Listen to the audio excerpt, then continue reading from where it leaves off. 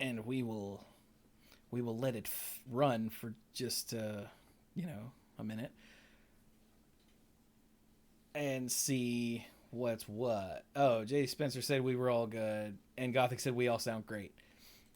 Look at Gothic trying to butter us up. Okay, good. Working. Oh, dis- Did it? Discord's doing something. What is Discord doing? I don't know. What Can is you guys still Discord hear doing? me? Okay. I don't know. I just got a. It went like all fuzzy, and I have a Okay, that was weird. It's back. The rain outside my house has just picked up considerably. I can hear it through the headphones and across the room. So You guys are weird. Yeah. All right. Well, there's the minute mark. So that means surely the recording has started by now. So here we go.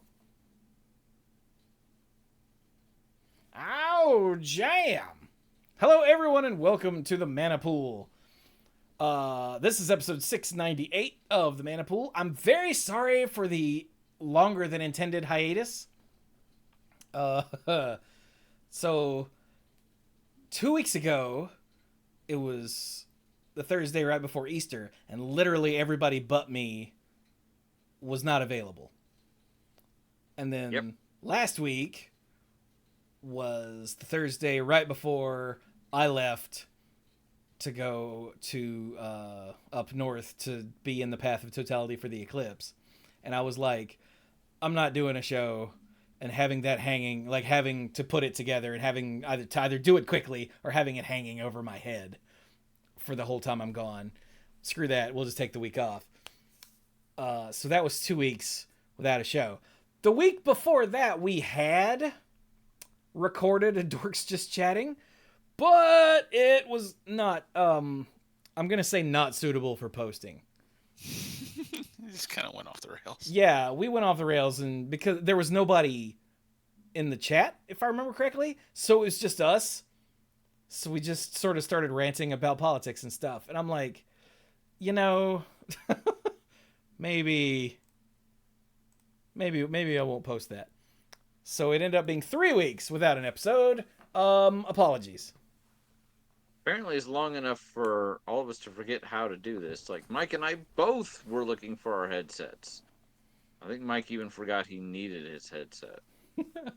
So. Yeah. They're so cute.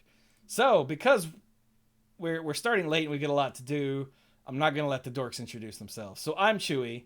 I'm the lead dork. Yo. Brian is the one that just said yo behind me. Mm-hmm. And then said uh-huh. Mike is the guy over there with the beard and actually wearing a headset. Yes. And then Dirk is the quiet one over there who's gonna say words. Or just make an S sound, I guess. That was weird. What was that, Dirk? Words. Oh, all we heard was tss. Oh. Then it glitched on me and everything because I said words. Thank you, Mike. I love it. So, right. Because we've gone so long without an episode, we've missed the entire Outlaws of Thunder Junction thing. Just all of it. Just all of it. So, now that the whole set's out, we're going to look at the mechanics. And then I asked in the Discord, hey, what are some cards you guys want us to be sure to hit? And I got way more responses than I expected. So we're gonna run through as many of those as possible, right?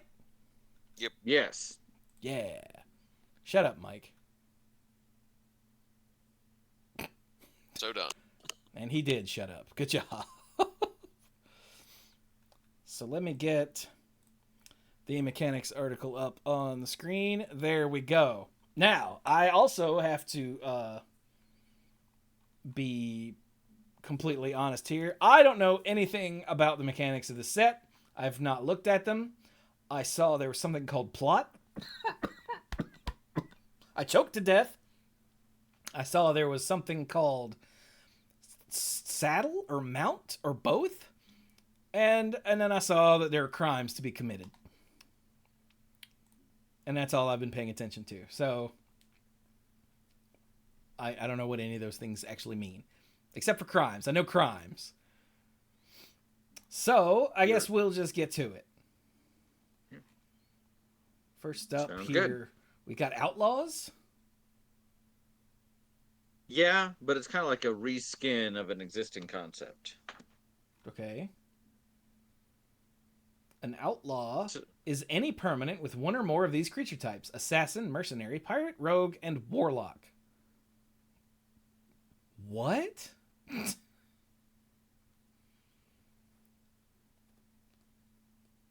Okay, that's something, I guess. So they Yeah. hang on. So they've grouped Look. Go ahead. they've grouped just an assortment of like I mean criminal creature types together and given them a collective description. There's things that care about them. If you look at the preview card above, the Rakish crew, I think you get it. So the Rakish crew. Okay, that's Vraska, Oko, and then a bunch of people I don't know. And is that Tiny and next to Bones? Vraska is Oh, that's Rakdos. Isn't it? Rakdos. Yeah, and yeah, Tiny Bones is here. And then you've got a new character, Annie Flash, and Oko's son Kellen has finally caught up to him. Oh, that So wasn't those are awkward at all. I bet. that extremely. Interesting. You're my dad, and he's like, sure, let's go commit crimes. He's like, okay, Seems good. seems good. All right. So the Rakish? It's Rakish, right? Rakish? Rakish. I don't know. I would say rakish. Rakish. Okay, it's Rakish according to the pop-up on Google. Thank you. Okay, so the Rakish crew, just real quick, is an enchantment for 2 and a black. When Rakish crew enters the battlefield... Wait, I thought they removed enters the battlefield. What? Is that for the next set? Yeah, enters the battlefield is being phased out in favor of just enters. Oh, I forgot about that. Yeah, I guess it's coming later. I totally forgot about that too. Huh. I was like, I don't know what you're talking about. I remember that now, but Oh, enters is coming with Bloomborough. Okay, thank you, chat. Gotcha. All right, so when Rakish crew enters the battlefield, create a 1/1 red mercenary creature token with tap. Target creature you control gets +1/+0 until end of turn. Activate only as a sorcery.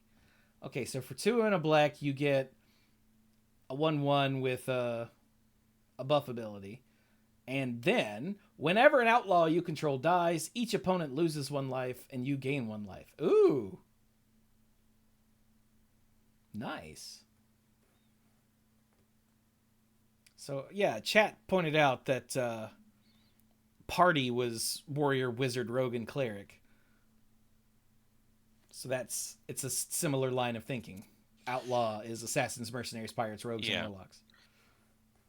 Yeah, the way that outlaw is used, though, in practice, it's kind of more like historic. You know, calling out historic things because they're looking for just any. And party was specifically about having different things, and how many different things you had. But this is just based on. Sorry, not mechanically similar, but Mm-hmm. in the terms of grouping all of these things under this. But historic is probably a better example. You are right. Mm-hmm. Okay, then. So it says this phrase refers only to permanents on the battlefield, not spells or cards anywhere else. So there's not going to be like a return an outlaw creature from your graveyard to the battlefield or anything like that. Oh, wait, no, that is referring to an outlaw you control specifically. This is what happens when you Yes. don't read things ahead of time. But all right then. So that's something. Quick, I feel somebody like do a crime. I feel like with Outlaws, I'm almost gonna need a reminder, just something to remind me. Oh, by the way, these are the creature types that make up Outlaws, because I don't know that I'm gonna remember them. But anyway, so crimes. So this is another one where kind of like Outlaws is referring to something that already exists in the game. This is another sort of rebranding. Um, you commit a crime as you cast a spell, activate an ability, or put a triggered ability on the stack that targets one or more of the following. Number one, an opponent. Lava Spike, I committed a crime. Lava Spike Or is a crime. trade secrets targeting Mike is absolutely a crime for multiple reasons. Multiple reasons. Number two, a spell or an ability an opponent controls. So I counterspell Dirk's Sliver. I've Absolutely a committed a crime. crime. 100%. Absolutely a crime. Countering spells is criminal. Correct. Yeah. If I target number three, a permanent an opponent controls, Doomblade. I Doomblade somebody else's creature. Not my own, but somebody else's. That's a crime. Yep. Or finally, I have targeted a card in an opponent's graveyard. That's a crime. Yep.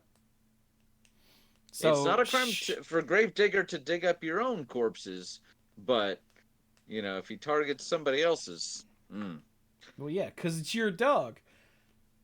That was an obscure reference, and if anyone gets it, I apologize. But yeah, so shorthand is if you're affecting anything directly, like targeting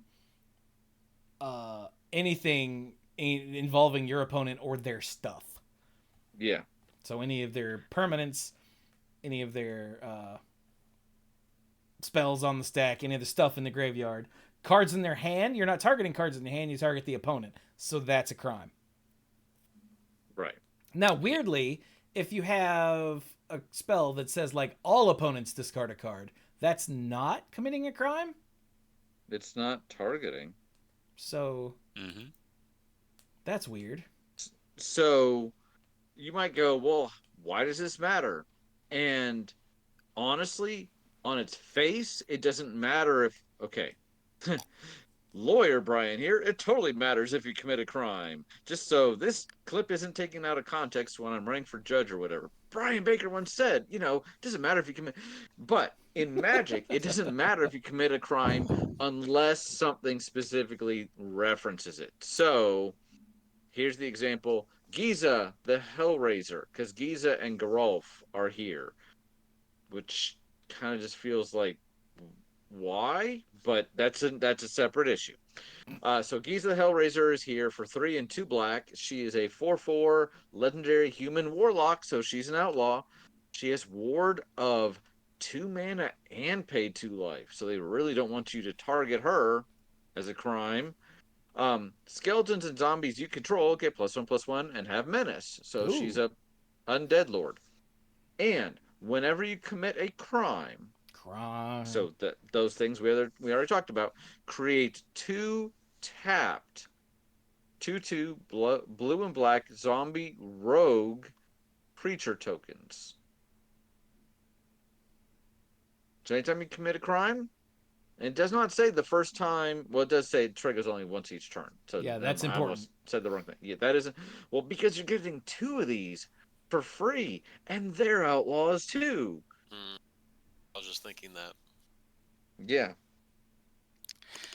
I feel like all of the whenever you commit a crime effects that I've seen on cards so far say this triggers only once each turn. I'm probably just as a safety measure to prevent one of them from just cracking a format wide open because of some, ridiculous legacy legal bad card that no one remembers anymore. Mm-hmm. Well, think about the Goblin Sharpshooter? Technically, like if it's just a bunch of 1/1s he could clear them all out. If he were to kill 10 creatures, then if it didn't say that, you would trigger this ability 10 times. That would totally be a crime. That would be a crime. Man, Goblin Sharpshooter. Oh, Hardened criminal. yeah. He would be. He is a sniper. So that is committing a crime. I don't know that we really have to say a whole lot more about it because it's so dependent on the cards that trigger it, that care about it. Yeah. Spree is actually a new thing, though. Oh, man, and it used to be my favorite candy. You know that apparently they don't sell Spree in the roll anymore? I'm not sure what we're talking about, so... Spree. The candy. Yeah, I don't know if I've ever had it. Is it chocolate? No, they're little, like... Mother of God. Things. You know Sweet Tarts that come in the roll? Yeah? They're like that, but with a candy coating on them. So they're better. Huh. They're rip-off Sweet Tarts? I will come to your house. Like, you can still get Chewy Spree, which I know it's got my name in it, but they're an abomination against man and God, full stop. But, you can get... like the chewy ones. You go to hell. You can get the Chewy Spree in, like, a bag, but I looked at every gas station we stopped at between here and upstate New York, and I don't think they sell them anymore in the rolls, and that made me sad. Anyway, that's not the Spree we're talking Dirk, about. what's your Spree opinion that Chewy will disown you for? Yeah, I hate the other two. How about you, Dirk?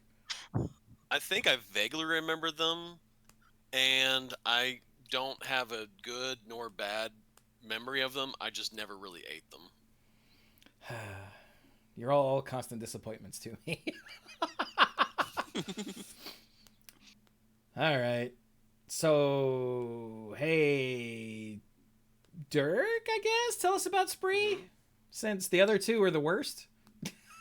All right.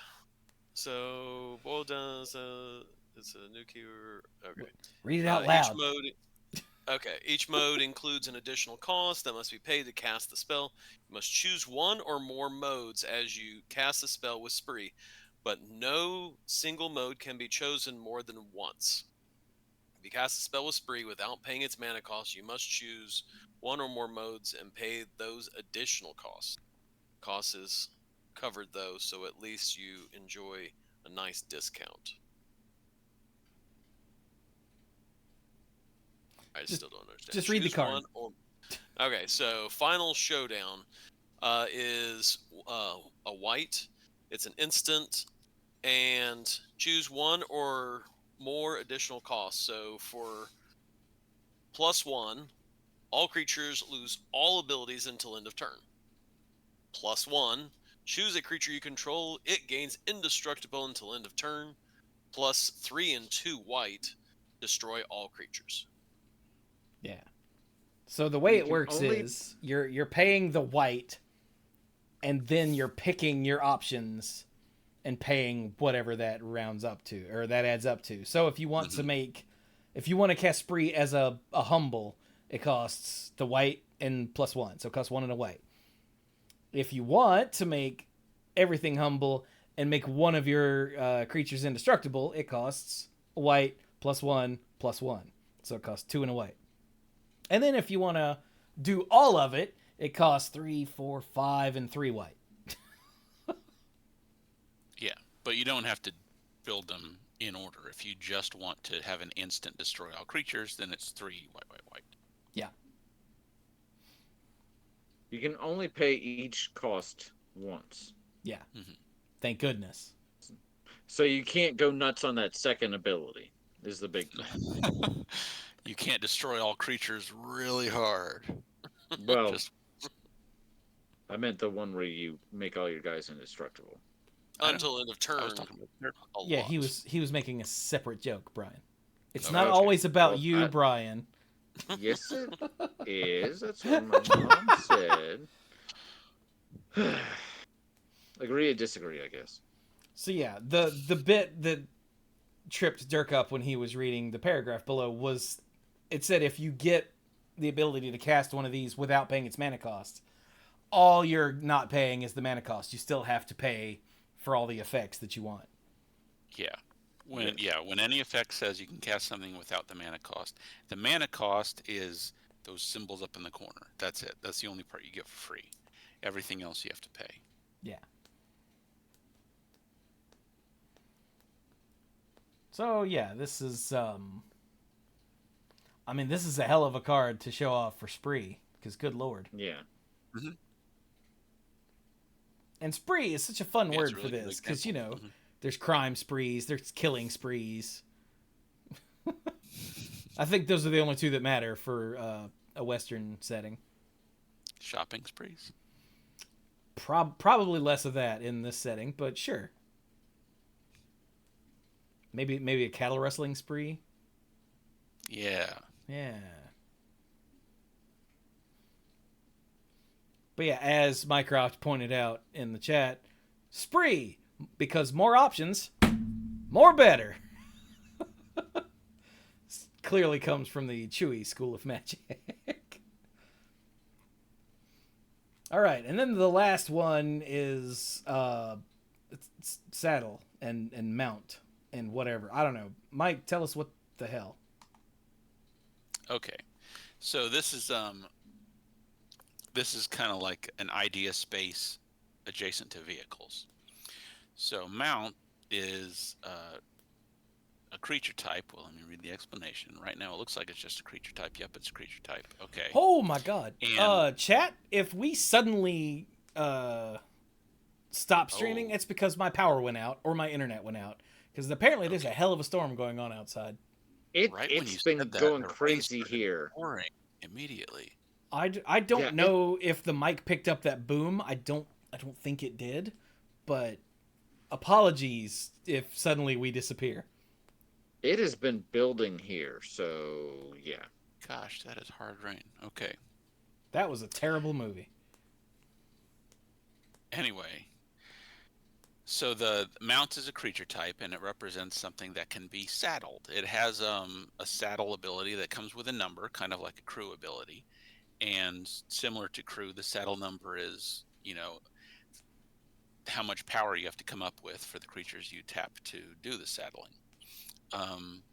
And then the way these mounts work, like it does, unlike vehicles, it doesn't like wake them up. They're always creatures. But it does always something else. Already attack with a mount. Yeah. Yeah. Without it being mounted. They're already creatures. It's just that saddling them does something else. The example here is the trained Arinx. For 1 and a white, it's a 3/1 cat beast mount. This is a common, so it's going to be fairly simple. Whenever trained Arinx attacks while saddled, it gains first strike until end of turn and scry 1. Huh. And it has a saddle of 2.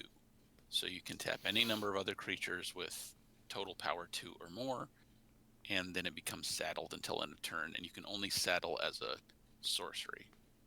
So you can't, like, in the middle of combat, jump on a horse. No. It takes longer. Yeah, who are you, Legolas? Stop that. Yeah.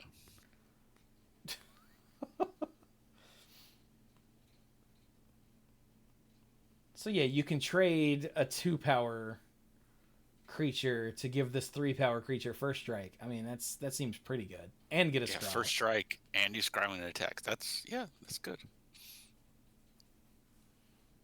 Yeah, that seems pretty good.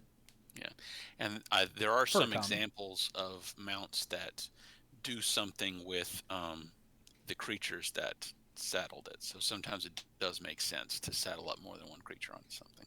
Oh. Well, you want to read the next one too while you're on the mount? Sure. I can barely hear myself think over that rain. What? Okay, so here's here's a big one. So this one is a mythic example of a mount. It's the Gitrog, Ravenous Ride. So, of course, this Gitrog monster is a frog horror mount. It's legendary. It costs 3 black and a green. That's a 6/5 with trample and haste. Oh. It has a saddle ability of just 1. So saddle 1. Whenever the Gitrog Ravenous Ride deals combat damage to a player, you may sacrifice a creature that saddled it this turn. If you do, draw X cards, then put up to X land cards from your hand onto the battlefield tapped, where X is the sacrificed creature's power.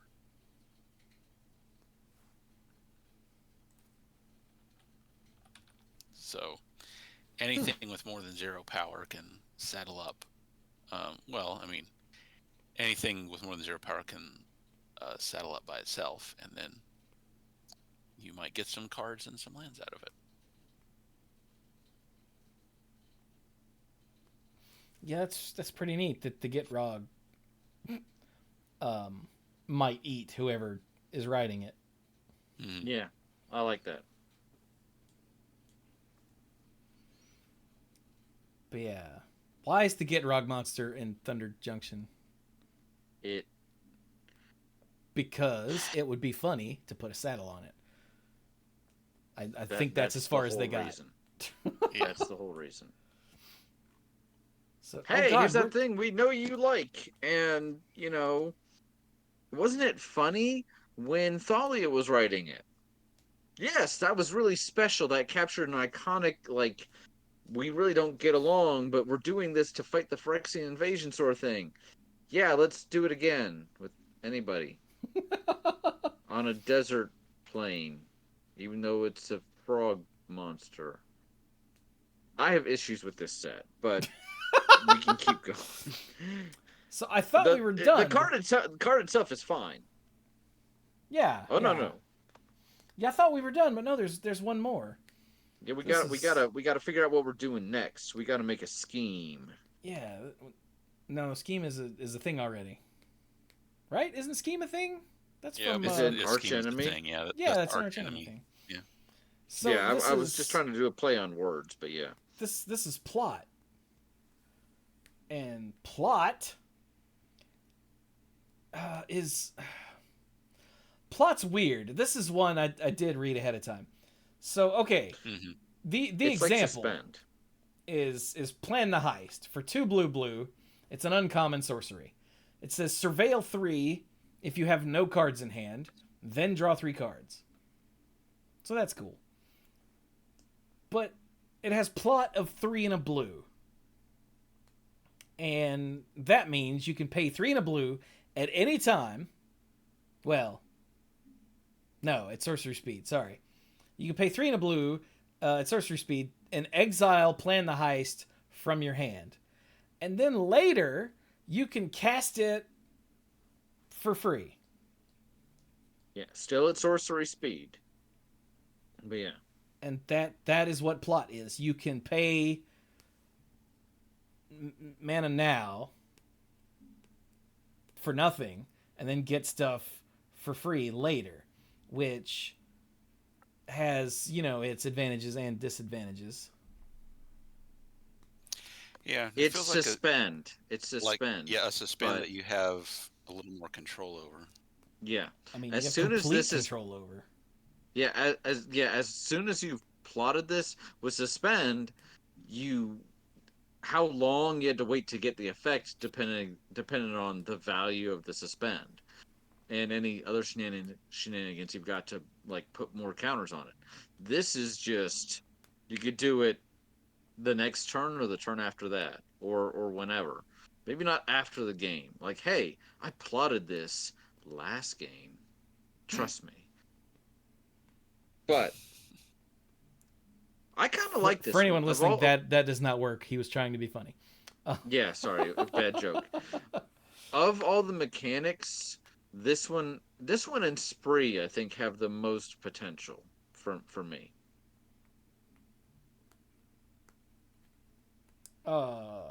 Sure.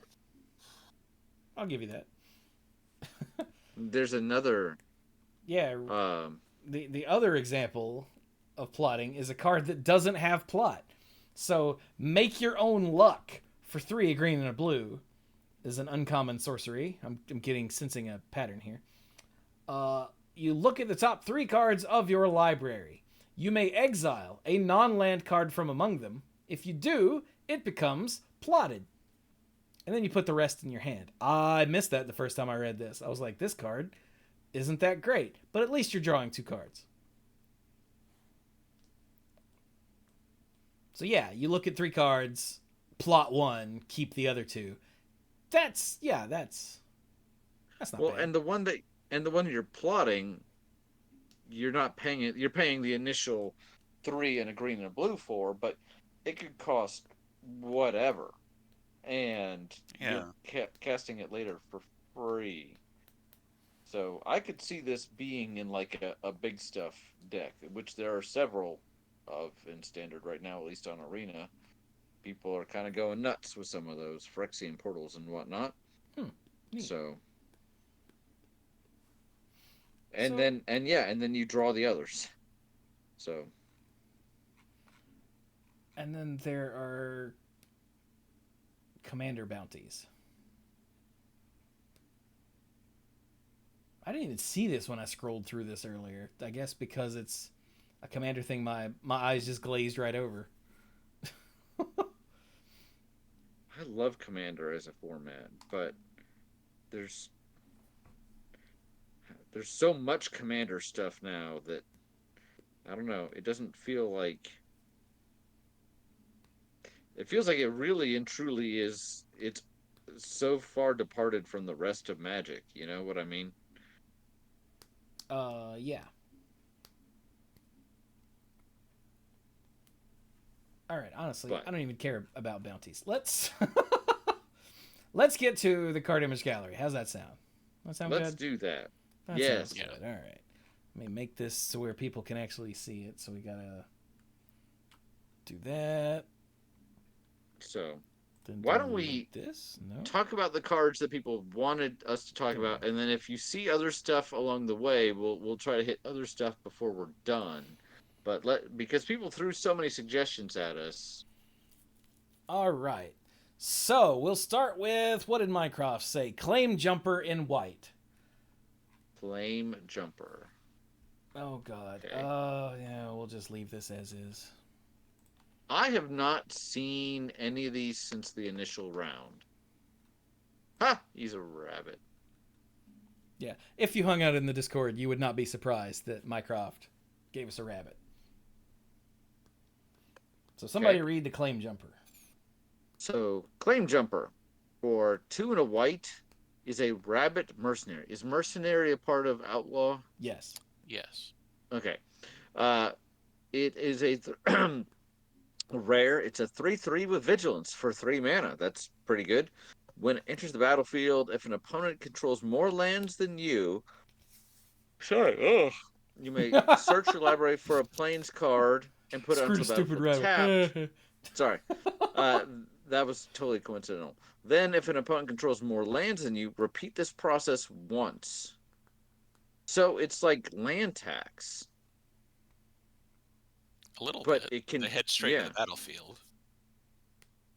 Oh, that's true. Yeah, And they which can be is any nuts. kind of planes. Mhm. Yeah. Now, for this to trigger the original time and then again, when you play this, you have to be down by at least 2 lands. That's not optimal. At least early game. Like, if you're playing this is almost never going to trigger. Certainly not twice on turn 3, unless something really weird is going Well, on. I mean, there are lands that sacrifice to do things, so you can do that, or just play the claim jumper before you play your land for the turn. Well, that's true, and I do think that you'll probably get it to trigger at least once, but I'm saying twice. Like for that second time to trigger, that's going to be interesting. Well, but yeah, I mean that like- means your opponent's up to something. So it's true. If they play an invasion of Zendikar and they've just basically got a explosive vegetation, this catches you up with that. Yeah. Mhm. Mycroft just said commander against a green player who's got 7 forests on turn 3. Yeah. I was thinking of standard, but that's where my head's at right now versus commander, because so much stuff commander just covers so much wacky stuff. Yeah. But he is a buff looking rabbit, man. He works out. Do you think he skips Leg day. Rabbit. Okay, sorry. Yeah, no. You get the slow clap for that one. I'm sorry, that was awful. Very slow. Uh-oh. There we go. Okay. I mean, yeah, I accidentally cool. muted myself. We get it. Mm-hmm. What's next? All right, the other one from Mycroft was Hellspur Brute in red. No, don't Control F in Discord. Control F on the damn. Uh-oh, Hellspur doesn't come up when I Control F. It could be because it's not loaded though, because. Yeah. Yeah, it's because it's not loaded. A few times. D now E it's scrolled away from it. Stop it. G. Okay, I got it again. There are too many damn cards. Okay, here we go. Hellspur Brute. Oh, it's a Minotaur. Again, if you hang out in the Discord, this will not be a surprise. Hellspur Brute. I'm just going to read this because he said for the flavor text. So Hellspur Brute is an uncommon Minotaur mercenary. Yep. That was a itchy back. For 4 and a red, it's a 5/4 with affinity for Outlaws. Huh. Okay. I mean, it's fine because, most outlaws and like artifacts are not free. So Yeah. affinity on other stuff is okay. I don't think there are any outlaw lands. No. So it's a 5/4 for 4 and a red with affinity for Outlaws and trample. So that's all cool. But the flavor text says the last fool who called him Cowboy earned a free ride to the bottom of Black Snag Bog. Get it? Cowboy? Yep. Yes. He's a Minotaur. I hate to give him credit for that, but that is pretty funny.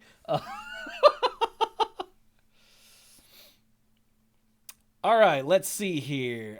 Shoot the Sheriff in black. But I didn't. Well, I did shoot the deputy. Guy. Oh, I didn't shoot the deputy. That's right. I was getting it mixed up. Okay, so what is shoot the sheriff? I don't know. Somebody read it. I'm trying to scroll to it. So shoot the sheriff for 1 black, 1 and a black.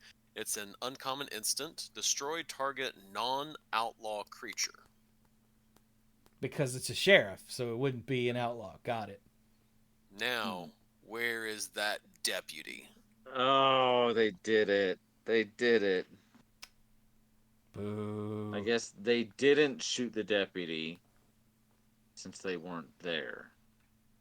Boo. Yeah.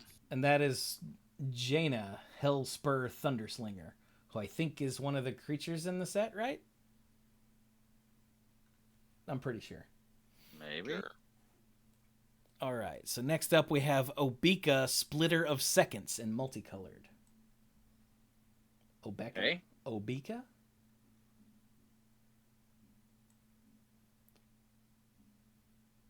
There are way too many cards in these card image galleries. Yeah. But since I don't know, like, where these cards are coming from, because I just ask for... Okay. I don't know if they're which set they're in, so I can't narrow it down. Okay. All right. I've found it, or Mike, if you're there, you can go ahead. Yeah. Obika, Splitter of Seconds. Mm. For 1 blue, black, red. A 2/5 legendary ogre warlock, a rare. So 2/5 also has menace, and whenever Obika, Splitter of Seconds deals combat damage to a player, you get that many additional upkeep steps after this phase. What in the blue hell? Wow. I remember was it Mirrodin? They had a blue enchantment that gave you an additional upkeep. And I don't know that we've seen this effect I think it was since Time Spiral then. Block. Was it Time Spiral? Okay. Yeah, it was Time Spiral Block. Yes, because then when you had like Suspend, not only was it more upkeep triggers, but it was also one of the upkeep triggers was Suspend. So this is, on the one hand, this effect has been around for a while. On the other hand, they haven't touched it in a long time. The fact that it can be that many is kind of crazy. I feel like we've seen this character before, but Yeah, that's Obika, something savant. okay. I don't remember. There's What so set she many was from. there's so many reprints here too, like um Notion Thief and the original Niv Mizzet and Yeah, because they're showing stuff from like the commander decks, and this vault, and yeah, and the original Oko that was banned in standard. Good job, guys. I know it's not banned. It's not in standard, even though it's being printed in a standard set. okay, But I was wrong about Obika's name. Obika, brute chronologist, was from. This just says Commander Legends. I thought she was in some other commander set The too. Alchemist said she was in Commander Legends. Okay. okay. So what's well, anything more to say about Obeka? Obika. I mean, you get I more upkeeps. like that she's a 2/5, so that Mhm. you have to work to make that completely ridiculous. But I also like that there's menace, so you could sneak in a few extra upkeeps, here and there, if your Yeah. opponent isn't prepared. I don't know. It's just it's very strange. You know Yeah. what doesn't trigger during the upkeep that I think a lot of people are gonna get wrong with that? Sagas.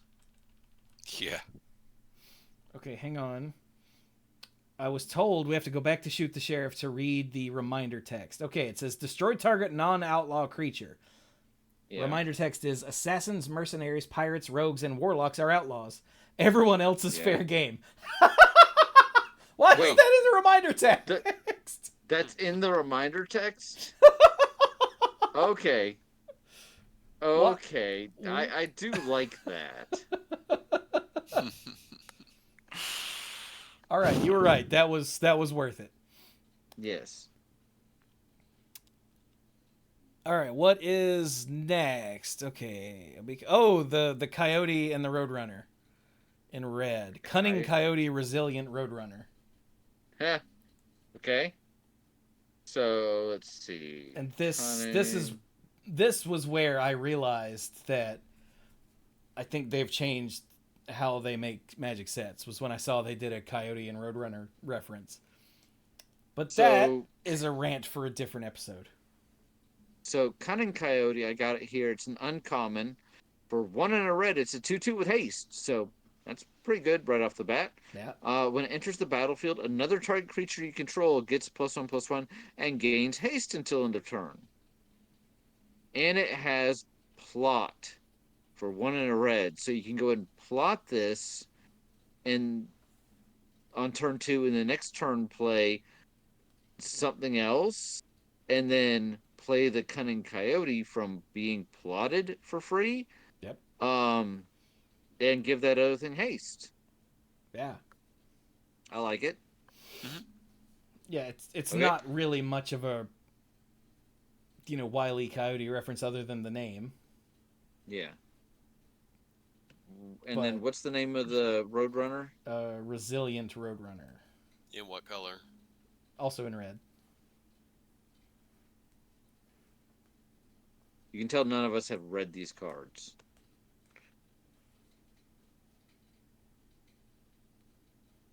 You guys know there's a thing at the top where you can just type in the name of the card, right? Oh. Yeah. Oh yeah, that search bar that's taking up all this space on my screen. Jeez. Yeah. No, you're right. You should consider using that. Oh my god. Resilient Roadrunner for 1 and a red. It's a bird that's uncommon as a 2/2. It has haste, protection from coyotes. That's dumb. And for 3 mana, Resilient Roadrunner can't be blocked this turn except by creatures with haste. Yeah. And it has flavor text. Chasing the Roadrunner. Omen Port slang for wasting energy on impossible pursuits. See, that is a better. If you're gonna do a reference, at least make a reference. Meep meep. All right. So that's weird. All right, Cody. Dust Animus in white. I'm looking for the search bar and I don't see it. Just Go scroll to the up. very top. It says locator card database accounts. What? Oh, okay. I got. Okay. Yeah, there's. The top of see the it. cards. I see. Okay. Yeah, there you go. Thank you. Keep going. Oh my god. All right, so the Dust Animus in white. I'll just read this one. For 1 in a white, it's a. What in the hell am I looking at? Oh, it's a spirit. Oh, okay. So for 1 in a white, it's a 2/3 rare spirit with flying. It has plot, also 1 in a white. And it says, if you control 5 or more untapped lands, Dust Animus enters the battlefield with 2 +1/+1 counters and a lifelink counter on it. All right, so you can plot this for 2 mana, and then later, when you've got 5 lands that are untapped, you get a 4/5 with lifelink and flying. Oh God! Yeah. Oh God! I just had a That is flashback probably to an exalted angel or something. Yeah, that's probably the appropriate response. And you can also just, in the right matchup, you can just throw this out there on turn 2 for a 2/3 with flying, which is already kind of... Yeah, which for 2 mana is kind of stupid, right? Yeah. A 2/3 without flying for 2 mana is good enough to hold the ground in most cases. Yeah, you remember how gross Elvish Warrior on turn 2 was? Mm-hmm. Yep. So That required double green. This card seems, yeah. What did the person say in the Discord? This is Chifuji. Dust Animus in white is potentially pretty ridiculous. I can see that. I mean, there was the one that was next to the Roadrunner. What was it called? Reckless something. Yeah, Reckless Lackey. Like, just because I almost said something. It's like, is this card good for real?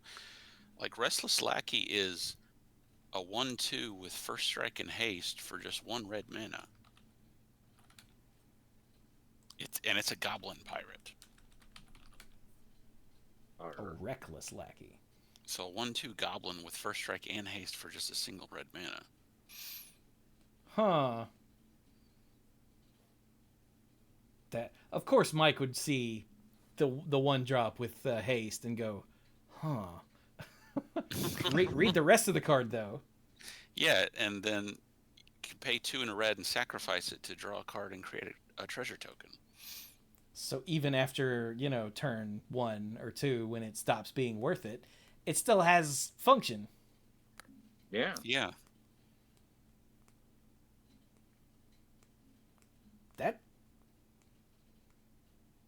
That does seem pretty good, right? Like, it's not just me and Mike and our aggressive tendencies. No. No, I agree. Aggressive tendencies. Might want to get that checked out. Yeah, so we're seeing some on-rate creatures here and there. Above-rate creatures here and there. Makes me wonder how aggressive limited is going to be.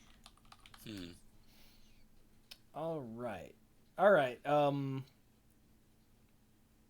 Brian. Yes. Do Esoteric Duplicator. Colors it in. Because I tried to do the search, and if I hadn't scrolled past it, it wasn't loading. So. What?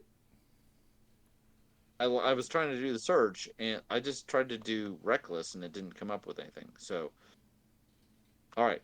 That's Esoteric. It's in blue, but I don't understand. You're not Control F searching, right? You're using the search on the website. I'm using the search. Okay. I just put in ESSO, and it only brings up Archmage. That's because Emeritus. it's spelled ESO. There's not 2 S's? There are not. No. I can't. I was an English major. All right. ESO. Esoteric Duplicator. Okay. For 2 and a blue, this is a mythic. This is not in the main set because it's got the vault door. So I don't remember what Oh. that means, but it's I'll something On different. like the look. side. That is one. the BIG expansion symbol. What is BIG? The big score. What is the Which big score? means It's like this cool stuff in the vault that these people are trying to break into. Okay. so it just randomly shows up in the main set, right? You I have mean, to go back it to shows you the. right there. It's in collector boosters and play boosters. Yeah, Yeah. I don't I don't remember ever. exactly how the I don't distribution ever. works, but Okay. they are All right. special. I'm just so old. Just And I'm read what the just damn like I card just. does. Okay. Sorry. For 2 and 2 blue, it's an artifact. It's a clue. So looking down at the bottom, sure enough, it has pay 2, sacrifice it to draw a card. Okay, that's a thing. I appreciate the synergy with murders. Whenever you sacrifice esoteric duplicator or another artifact, you may pay 2. If you do, at the beginning of the next end step, create a token that's a copy of that artifact. Huh. Yeah. And that includes other clues. Like this doesn't say when you sacrifice this or another non-token artifact. So obviously you can get this started with this one, and then you just keep getting more of this one and more of this one over time. But if you just have a regular old clue lying around from something that generated one, you pay 2, you sack it, and then you pay 2 for this. You get a free clue. Well, I guess you get the 2 again. You had to pay 2, but you basically get the clue again. So, the reason that this was dropped here is because one, this person didn't say that, but you remember Krark Clan Ironworks? Yes. Sacrifice an artifact to get 2 mana. Mm-hmm. Now, granted, the way that works, I think you have to pay. Wait, when do you get the 2 mana? Well, it's a mana ability, so you get the 2 mana immediately. Oh, so you can use that 2 mana to pay for the esoteric duplicators too. Yes. That's gross. Yeah. But you don't get the copy of the artifact until the beginning of the next end step. Yeah, you Right. gotta wait. But that essentially means you can sacrifice all the artifacts you want forever. But what Violet did point out in the Discord is that this is an infinite combo with Ugin's Nexus. Is that the one where when you Yeah. sack it, you get an extra turn? Yeah, for 5 mana, Ugh. if a player would begin an extra turn, that player skips that turn instead, of course. But if Ugin's Nexus would be put into a graveyard from the battlefield, instead exile it and take an extra turn after this one. Now, you need some other way to sacrifice it because it doesn't have one written in. Right. But you still get an extra turn and then another copy of it.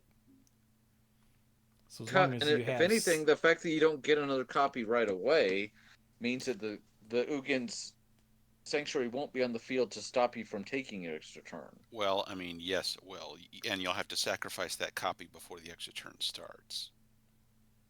Oh, So, yeah? so if it's your turn now, and you sacrifice the That's right, yes. Nexus, it'll come back at the end of this turn. So you got to sacrifice that one again, so that it won't be around for the extra turn that you're about to take.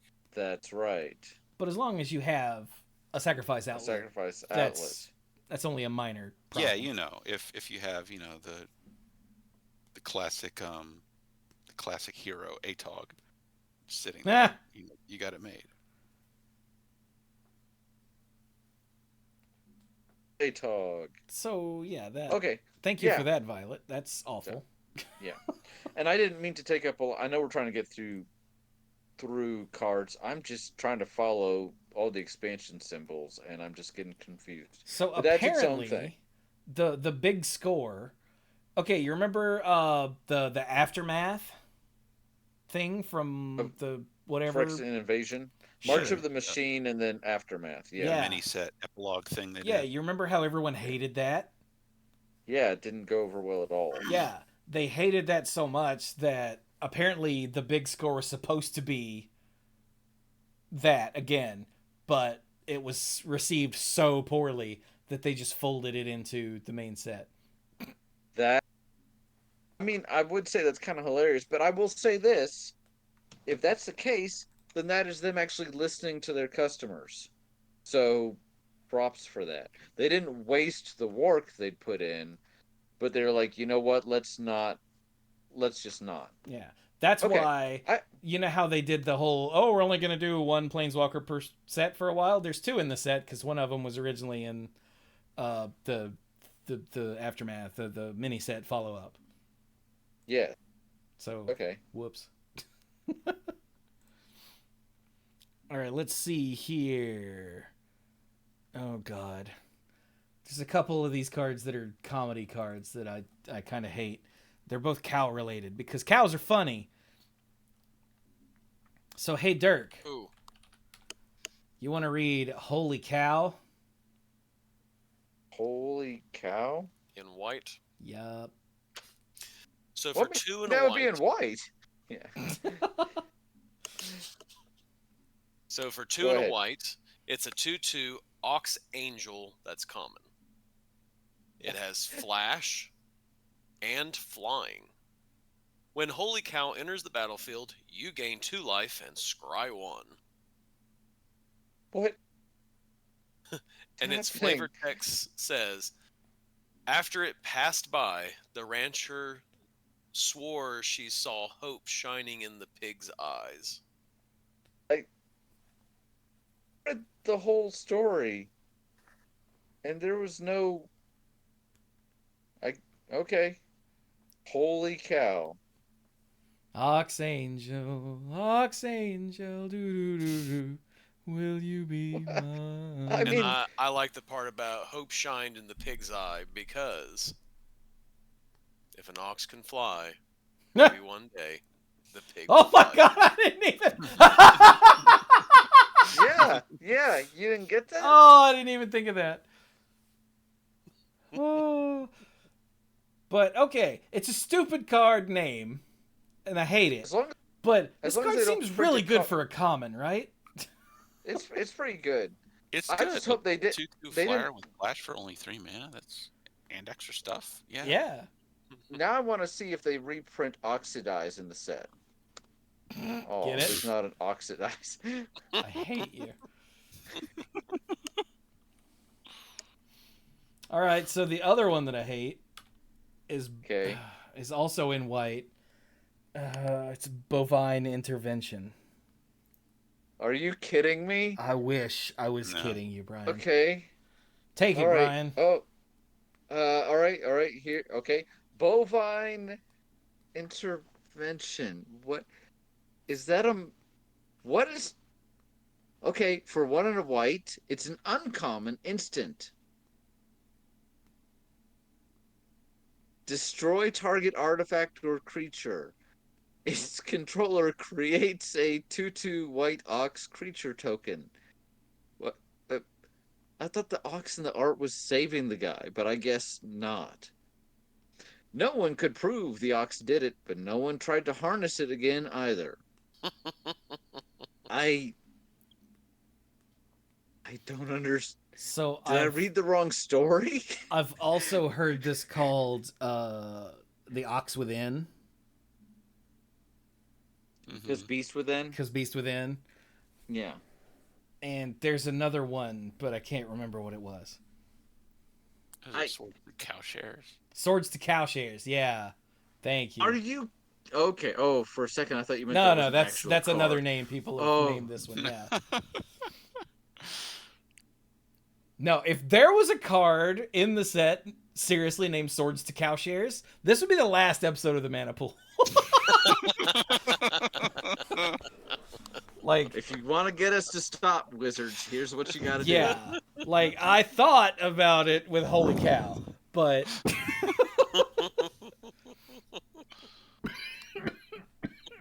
and then I died. All right, let's see here. Oh, we got to read Jolene. All right. That is not Jolene. Oh, there we go.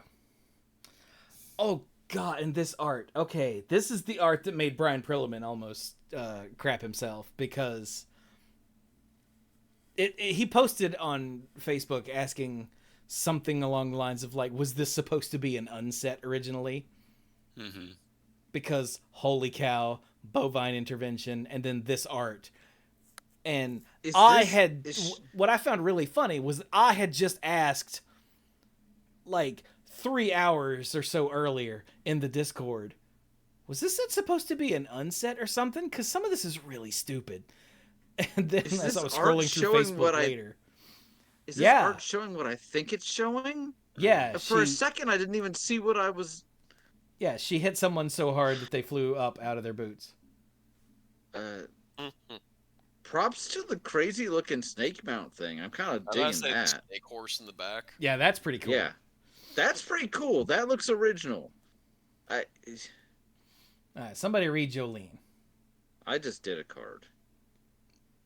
Dirk, read Jolene. Jolene, plundering... Pugilist. Pugilist. There you go. All right, so for boxing. 1 red-green... Yeah. Jolene is a legendary creature, human mercenary, whose uncommon and power and toughness are 4/2. Whenever you attack with 1 or more creatures with power 4 or greater, create a treasure token. Sweet. Yeah. So for 1 and a red, sacrifice a treasure. Jolene, plundering pugilist, deals 1 damage to any target. I think she's doing a heck of a lot more than 1 damage to whoever that was. So are we doing this the easy way or the fun way? Yes, must say. So, yeah. Like, Jolene's not a new character, which I didn't know. Chifuji just pointed out she's originally from the New Capenna Commander set. So at least they didn't make up a character name. As far as I know, they didn't make up a character named Jolene to put in the Western set. But they might have.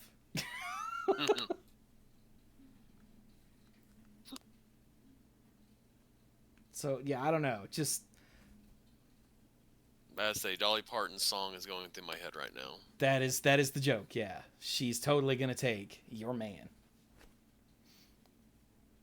But I don't know. For some reason, just the weird uppercut knocking dude out of his boots. I was like, what? Yeah, it's silly, and the blocking and framing is kind of weird. Yeah. Like, that's not the central action of the... If anything, the freaking snake mount thing is the star of the art. But in a big creature set, and again, correct colors for a big creature deck.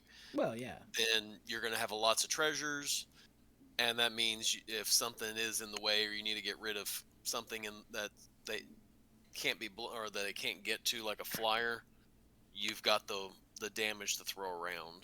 Oh yeah, like the card itself is fine. Mm-hmm. I like the mechanics of it. It's just freaking weird. Okay, back to the Discord. Holy cow, Jolene. Oh, there's a new Kervek. Yeah, talk about another character, bringing... I had to remember, I just scratched my head and I'm like, wait, that Kervek? I didn't know he was still alive. Apparently, he was stuck in a timey-wimey sort of thing. So okay, well, that happened to a lot of people after those events. I like how Tezzeret was not Tezzeret. Teferi was actually an old guy until they're like, wait, we can market him. He's young again. So what's Kervek do? Oh, so Kervek the Punisher For 1 black is a rare human warlock. He's a 3/3. Says whenever you commit a crime, exile up to 1 target black card from your graveyard and copy it. You may cast the copy. If you do, you lose 2 life. So it's pretty neat. You get double use out of the black cards in your graveyard at the cost of just a little bit of life. Yeah. And I will say this definitely feels true to what I know about his character, so. Okay, I said earlier that all the commit a crime triggers just said once, but this one does not. This one does not just do trigger once per turn. So because, it's very possible that you could be casting a spell that also targets something, you can chain these together as long as you can keep paying for the cards. Oh, yeah. So you can commit a crime of some sort and then exile a murder and cast it and kill one of your opponent's creatures, which causes him to trigger again. So you can exile a shoot the share. As long as you've got, like Mike said, as long as you got the mana to pay for it, you can keep it going. Which is neat. Yeah, that's fun. Yeah. I like it. Oh, let's see here.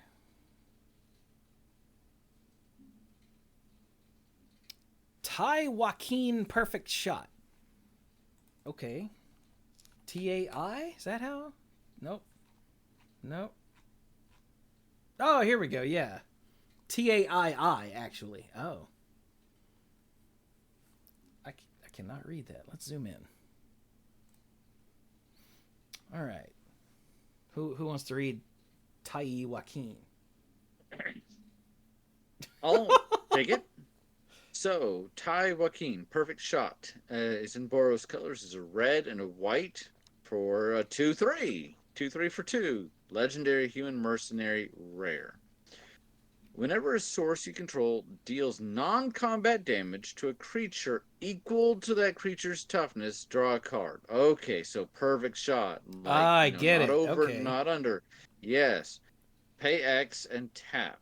If a source you control would deal non-combat damage to a permanent or player this turn, it deals that much damage plus X instead. So, if you're a little short, she can also amp it up. She can't bring it down. You can't take a lightning bolt to a shock. Oh, darn. Well, that first ability doesn't say once a turn either. So, there may be an instance where you actually want to do that. But more times than not, you're like, I'm going to take this shock and turn it into a fireball. A single target fireball. You'd best keep yourself out of my sights. Yeah, and she totally has a rifle. It's a magic rifle, but it's a rifle. I feel compelled to say this because we already brought it up, but I want you to picture this. In a game, especially a commander game where somebody's got saplings, there's a couple X1s out there. This plus Goblin Sharpshooter. Draw card, draw card, draw card, draw card, draw card, card, draw, card, draw. Not even that. You could just do pay 3 and tap, and then every sharpshooter hit is 4. Even if it's not a drawing source a you control will deal combat damage to a permanent player this turn. Yeah. Oh my god. Yeah. So if you cast, pay 3 and tap and cast a tremor, the tremor is going to be dealing 4 damage to each creature. Right, but I going back to the sharpshooter because you can just keep. It's not even like the next time it would deal damage. It's just it's anytime. Yeah, so anything that does recurring, has the ability to do damage multiple times. Like you could target your own pyrohemia. With Tai Joaquin, and then if you pay 1 with Tai Joaquin and target your pyrohemia, it just says source. You're not even targeting. You don't have to choose one. Yeah. It's What anything. the? Oh, what the hell? I mean, yes, you are paying X and tapping her, but if a source. Wow. You know Okay, what this is great with? Is the Red God from Caverns of Ikoria. No idea what that does. He's a god, and he's like a 5/4. And if a source you control will do non-combat damage to something, you deal damage equal to his power instead. So, So like, Alchemist said, this is a really good like cookie cutter commander, but I think there's a little bit more here than I originally gave it credit for. It still kind of falls into the whole when in doubt, draw lots of cards thing, but not even thinking about that first ability. That second ability is so applicable to so many different things that we just even talked about. And we're just scratching the surface. Yeah, the second ability, like say you have a bunch of creatures, or even just like 4 creatures and a goblin bombardment. You pump a decent amount of mana into that last ability and sacrifice your creatures to goblin bombardment, and someone loses. You know what I'm saying? Win the game. Yeah. Man. I wanna activate her effect, and then I'm gonna cast Browbeat. Who wants to take the damage then? Huh? There you Guess go. I'm gonna draw some cards, huh? Man. Oh, that would be really cool to use her with a bunch of those old weird Punisher. The Punisher. That's awesome. They're still weird, but I think it'd be hilarious. Some of them would actually work properly, or actually get you what you want. Okay, wait. Yeah. I've got it. Best card in the set. You've got the red. I can't remember its name because I'm getting old. That's okay. The red enchantment that deals damage to things equal to the power of creatures into the battlefield. Like Warstorm Surge. That's the one. You've got a Warstorm Surge out, and you've got something that creates tokens that you can set off. And then you just tie Joaquin X to pump it to whatever, and then make all these tokens in whatever way, and then somebody dies. Possibly everybody. All right, yeah, there are things you can do here. Yeah, it's amazing. This looks so straightforward, but there's so many different applications. Yeah. And we're gushing about this, and at the heart of it, it's just a damage spell. But it's still fascinating. All right. Okay, I kind of want to build this deck now. Yeah. I don't even know what it will look like. Yeah. Because basically, even at its simplest, it turns any non-combat damage.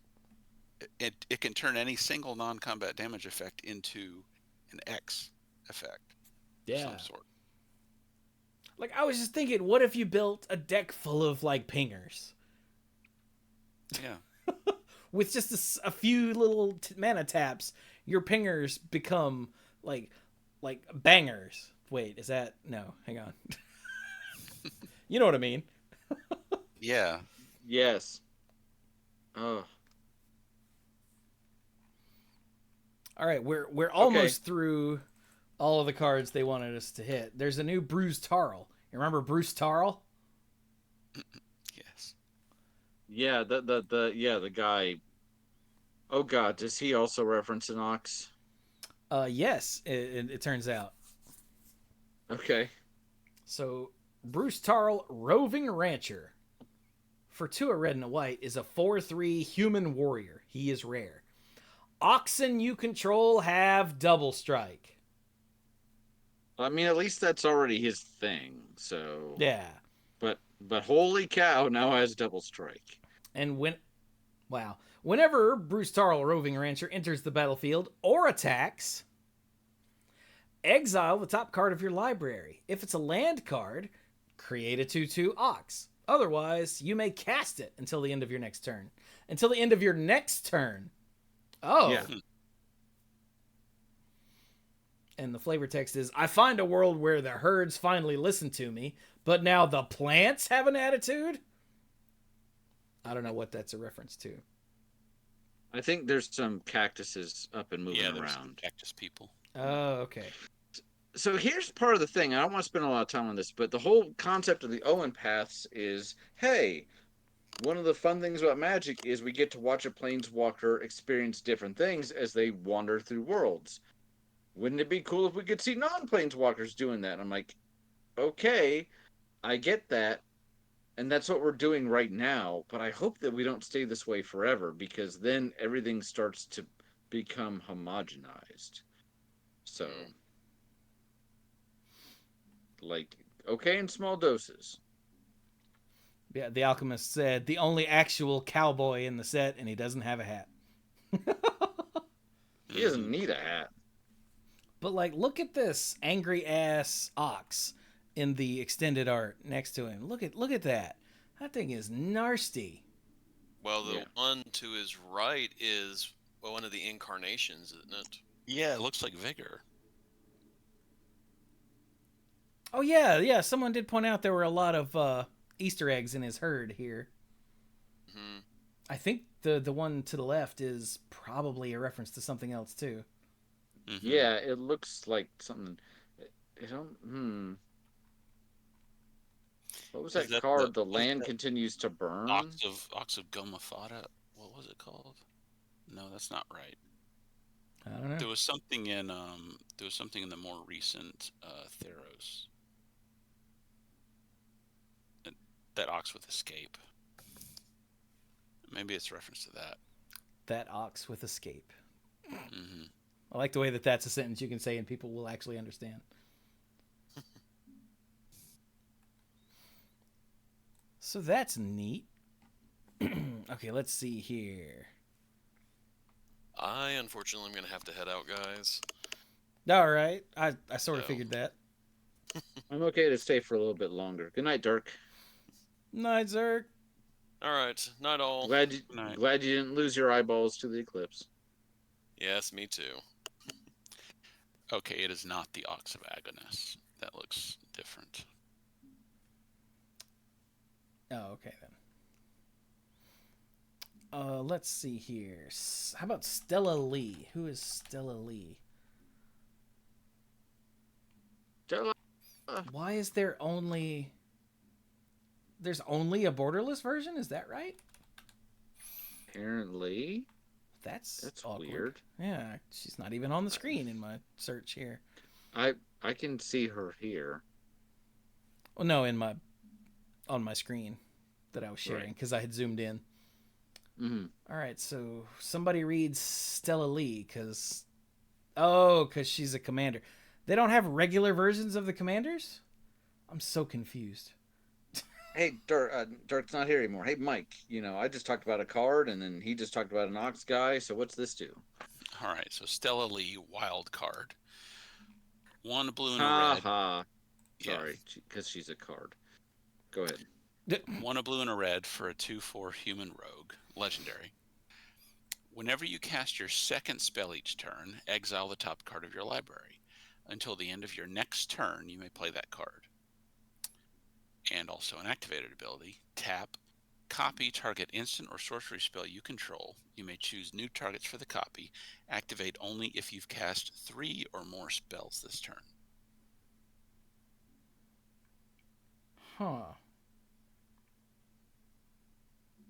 Interesting. See, now, I just thought I could, play this. It's a wild card. I thought I could just name a card and Stella Lee is just a copy of that card, but I don't know. I guess they thought that was too good. I'm sorry. That's just a very bad joke. I don't really have a whole lot to say about this one. Can kind of just see what it does. Yeah. Yeah, I Uh, mean you need there a is lot of plot mana in to. this set, Hmm. so that'll help. Yeah. Yeah. Yeah. Oh, hey, Minecraft just pointed that out. Thank you. Huh. All Eh. right. She is at least, as was pointed out in the Discord, mechanically interesting. Yeah. I bet keeping track of cards you can play until your next turn, like every turn, will be somewhat annoying.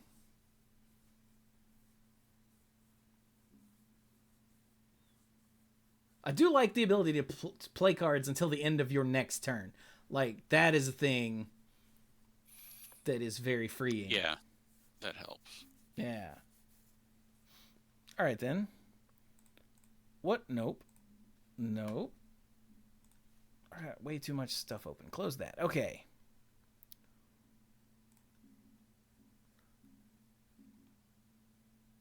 Oh, High Noon. Oh, High Noon. Wow. Because you can't have a Western themed set without having High Noon.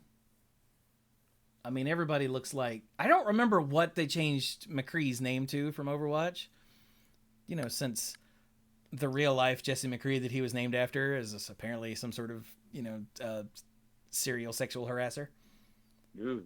But because I had stopped playing by the time all that happened, I never played with the character. The After character that. formerly known as McCree. Yeah, what does anyone remember what his name is? I don't want to look it up. I can't remember why, but I was just recently thinking about the. Cole Cassidy. No wonder I can't remember that. That is generic as hell. Okay, So, anyway, sorry. this Keep is- going, Mike. I was saying I can't remember why that made me remember that I was recently thinking about the milkshake duck joke. Do you know what I'm talking about? I've heard of a milkshake duck, but I cannot remember what that is. Yeah, it was this Twitter joke that people started sharing around where someone was commenting on some of the dark turn stuff that gets popular on the internet. Anyway, the joke was just someone like talking as if they were telling a story about something. It starts out with, you know, the internet loves milkshake duck, the adorable duck who drinks milkshakes. 10 minutes later, we have just been informed the duck is racist.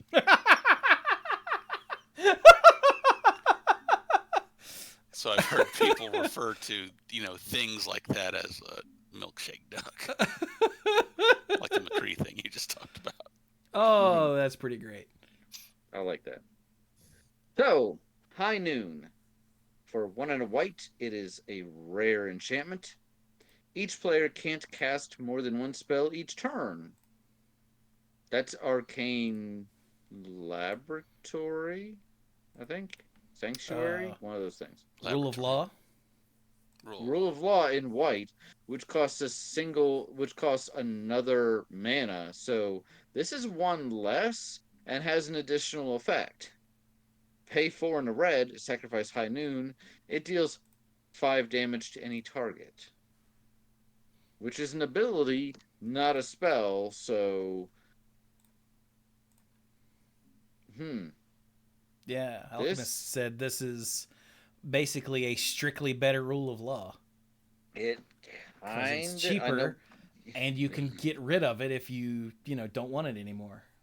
I was like, by nuking someone for 5. Yeah, I was like, ordinarily I don't. When people in the Discord say strictly better, I have to be like, no. But I mean, I will say, making Rule of Law a little cheaper, yes, it makes it better, but it's almost counterintuitive because if you play this on turn 2 versus turn 3 or later, you're only playing one thing a turn anyway. Probably. unless you're in a format where you're, you know, Chrome Mox, Lotus, It is a Frogmite, go. it is a hard counter to anybody wanting to plot something, though. Ooh. I mean, unless Well, they're gonna spend their mana to plot something else. I mean, this doesn't keep them from plotting. It keeps them from casting the spell that's been plotted. Yeah. The naming convention of that has got to be something better than that, because you plot it and then later you cast it, but you're casting it without paying for it. So the naming convention is, ugh. But you're not gonna. It's gonna screw with you playing it later and then playing anything else that turn. Yeah. Yeah, if you're trying to like stack things, High Noon Right. says no. High Noon is just like, no, not gonna do it. Look into my cow eyes. You can't do it.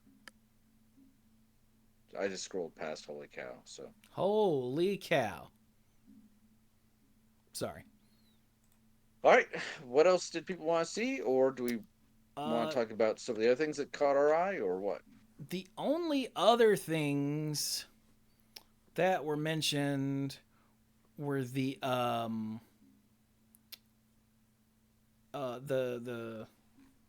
natives. They're the people that were based on Native Americans. So Annie Flash, Jim Lightfoot, and Wiley Duke. They're, what are they called? Atiin people? I don't know how you're supposed to say that. Is it Atiin people? But they're all in multicolor. So what if we just... Whoops. What if we just click on the wrong thing? I put in Annie with an E, and that gave me a cat lady, so that's not the right spelling. What do you mean with an E? I'm gonna... Like A-N-N-E? Annie Flash? Yeah. That's Anne. Is it? Yeah. Annie would have an I in there.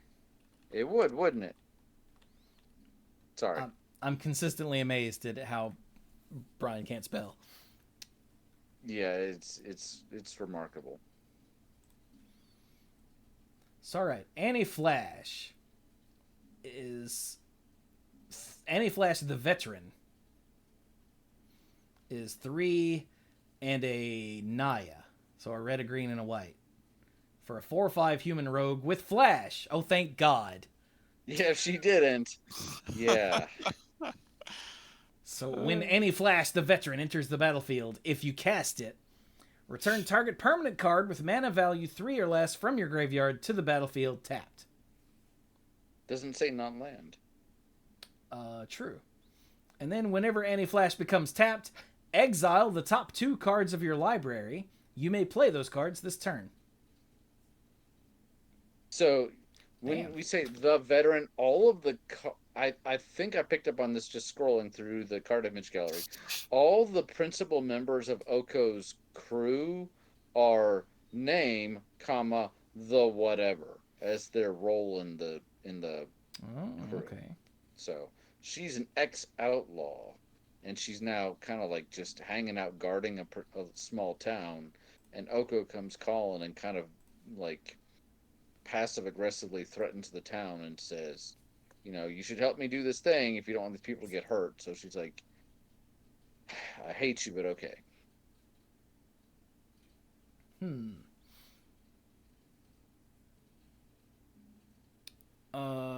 Mycroft pointed out she can saddle things in case there's not a good attack to be made. Yeah, it just says whenever she becomes tapped, not whenever she attacks. She has a mount named Fortune. I don't know if Fortune has a card in the set. Let me do a quick search. Almost certainly. Fortune, Loyal Steed is in white. So. All right, we'll get to that. Yeah, that's fine. E F G G G. Nope. What is the name of this damn thing I'm looking for? Gem Lightfoot. Okay, that's not it. And multicolor. Control F. Don't Control F over there. Jesus Christ.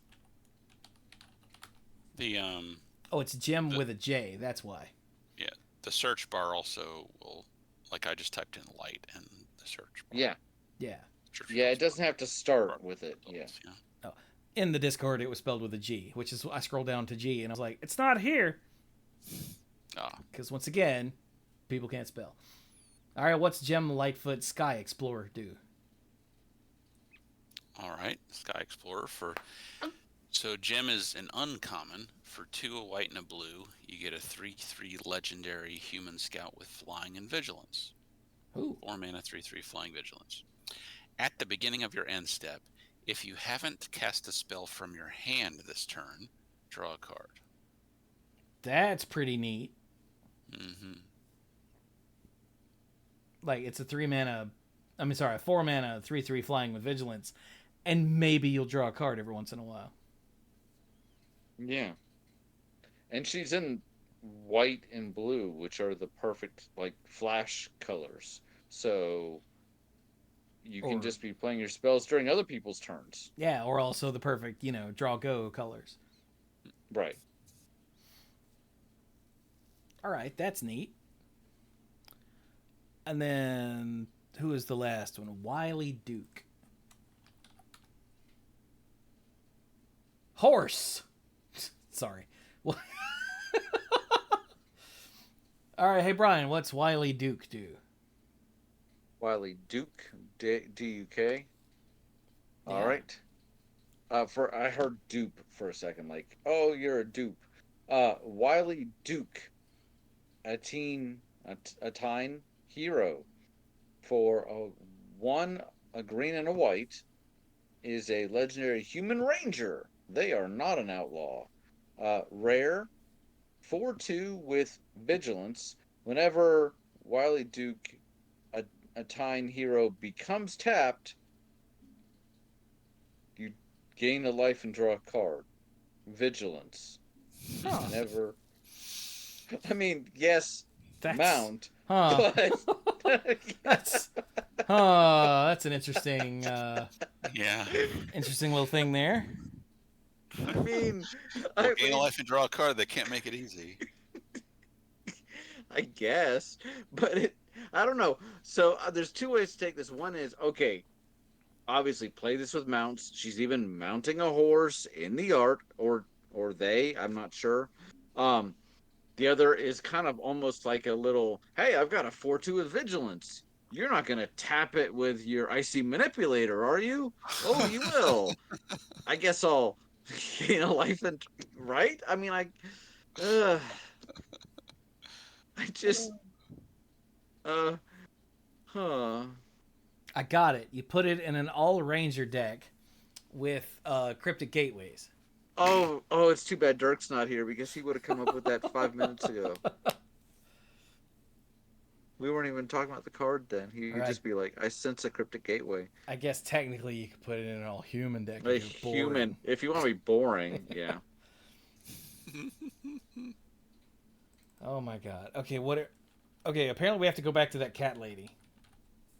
That's Anne. Roxanne. Roxanne. Or that's what I searched with. It's Roxanne. Yeah, Roxanne Starfall Savant. Well, she looks like she's having a blast. For 3, a red and a green, we've got a legendary cat druid who is rare. Okay, Roxanne is a 4/3. When she enters the battlefield or attacks, you create a tapped, colorless artifact token named Meteorite. When Meteorite enters the battlefield, it deals 2 damage to any target, and tap, add 1 mana of any color. Notice it doesn't say sacrifice. This was a card. This was a card, from a core set or something. Yeah, something like and that. I think it costs 5 to play. Yeah. And then she just makes them. And we're not done yet. Whenever you tap an artifact token for mana, that's very specific, add 1 mana of any type that artifact token produced. So she is all about the meteorites. But also, that applies to treasures as well. Yeah. Does it? So it's not... Well, yeah, artifact tokens. Artifact token, yeah. It says whenever you tap an artifact token for mana. Yeah, and you tap and That means sacrifice treasures. So to tap something for mana means to activate a mana ability of an object with tap in the cost. Yeah. Like treasure. Treasure just also says tap and sacrifice to add 1 mana of any color. So this is Yeah. I would not so have like guessed that. that wouldn't work with a gold token or whatever they were because you don't tap them. You just sacrifice them. But for treasures it does. Because you have to tap and sack. Mm-hmm. I'm just okay. She looks so happy. She is living her best life. I live with 3 cats. They never look that happy.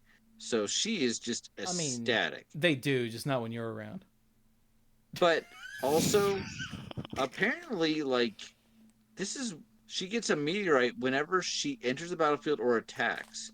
So everybody else is just kind of chilling their own thing, and then all of a sudden she shows up, and somebody's like, "Shoot, it's that crazy cat lady. The sky's gonna start falling again every time she comes around because it's just like pew pew." Also, does she have a chocobo there with her? She totally did. Another art had a chocobo. Somebody had it, but somebody pointed out, like when we were reading Saddle, that hey, look, we have tech to handle chocobos now, and I meant to say that out loud and I forgot. I would not be surprised if because the Final Fantasy thing is coming up next year. I wouldn't be surprised if chocobos were in that. But ironically, you don't want her to mount because then she's not actually getting the attack trigger. Mm-hmm. Yeah, you want her to attack, like because then rocks fall from the sky. Yeah, the ability to attack for 4 and zot, like shock any target, is kind of gross. Yeah, and the zotting thing sticks around. It enters the battlefield untapped, and even if she dies in combat, it's a permanent source of mana. No, it enters tapped. That part of the effect. It says create a tapped token. Oh, thank you. I missed that. That makes sense. I mean, it just fell to the ground. Yeah, it's so too hot to tap for mana when it first lands. Well, sure. Yeah. Sure. But then you still have it going forward unless it gets blown up. So that's crazy. She's crazy. There's a couple of cards here I really like. Her and the pew pew pew girl. Yeah, the perfect shot. Yeah. Who can make the meteorites do even more damage. Oh my god. Oh my god. No, wait. I've got it. So you plot the coyote. You play the perfect shot. And then on another turn, you tap the perfect shot and pay, let's just say 2. You play Roxanne. She zots something for 4. And then you play the coyote from being plotted. That name, there's got to be a better way to say that. But you finish plotting the coyote, and the coyote's like, "Hey, Roxanne, have some haste," and she attacks and zots for 4 again. Roxanne. I'm sorry. She is totally putting on the red light. Yeah, she is. So, Requisition Raid in white shows people riding what are blatantly chocobos. Like, straight up. Yeah. Thank you to Mycroft for pointing that out. It's another spree card, so I'm going to read it real quick. For a white, it's a sorcery with spree. +1, destroy target artifact. +1, destroy target enchantment. And +1, put a +1/+1 counter on each creature target player controls. Huh. You used to have to pay like 3 and a green for that last effect. Yeah, now it's just 1 and a white at sorcery speed. With other options that you can add. And that's you good do stuff. You do have to resolve these, just like commands, you do have to resolve these in the order they're written in. I don't know. It probably doesn't matter for this one. It matters for like the one that's a wrath. Yeah. I'm sure it could matter for some of the others. Oh. Yeah, we forgot to point this out earlier. Chifuji just pointed it out. Do you see the little plus sign in the top corner next to the mana cost? Yeah, that's a nice little reminder. Yeah, all the cards with Spree have that, so you'll know you're actually not paying just white. I mean, you could pay just white for this, I guess. No, you can't. You have to choose one or more additional costs. Mm-hmm. So you can't just pay a white and get a free cast. But still, like 2 and a white to blow up an artifact and an enchantment seems really cheap. It is. For 3 mana, yeah, that hasn't been printed yet. Not that I can think of. So, yeah. Luckily, it's a sorcery. If this was an instant, we'd have problems. Yes.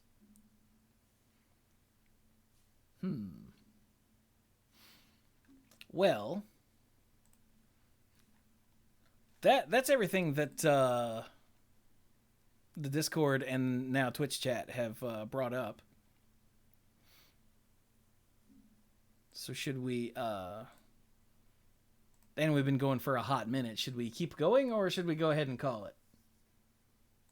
If we're not planning to talk anymore, I mean, we could come back and talk about some more stuff, but if we're not thinking we might, do we want to talk about the Planeswalkers? Sure. Okay. So there's an Oko. Who's the other one? Jace. All right. So, in the story, since the story's been out for a couple of weeks now, Oko's putting together this band to break into a vault. And his patron, who's helping pay for all this, is Ashiok. And Ashiok keeps saying that they want to get into this strange vault that's been existing for thousands or whatever years to get some power in there to do something. And something powerful. Oko... But power for power. And Oko goes around recruiting people, and one of the people he recruits is Vraska, who last time we saw Vraska was all Phyrexianized, and now she's not, but she's heavily, heavily scarred. And it mentions a couple times in the story that she's wearing her body's all torn up and stuff. So she's been Phyreased.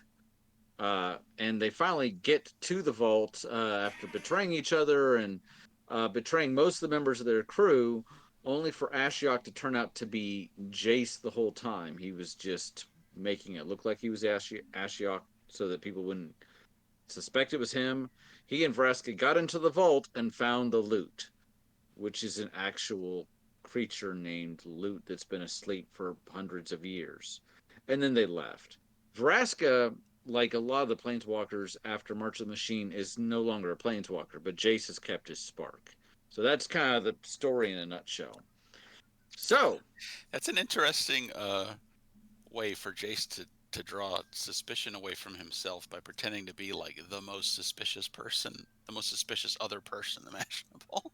Well, basically, yeah. At one point, he goes to recruit one of the members of the party, which is a witch from Eldraine. Mm-hmm. And he in the story, he is telling himself, remember what it feels like for people to be terrified of you, because this is how people feel about Ashiok all the time. And he kind of slipped into that pretty well. So, but it also allowed him to remain aloof, because people are just genuinely uncomfortable being around Ashiok. And their powers are remarkably similar, because Ashiok can read the nightmares of other people. So the only part that doesn't entirely make sense is that they recruit Annie Flash because one of her eyes is blessed by an angel, so she can see through illusions.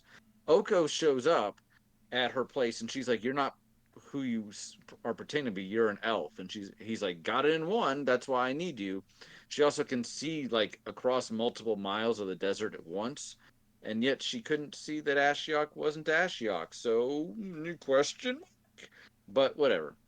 So, we got good old. Maybe it depends on whether the illusion is a claimer or actually like messing with someone's brain.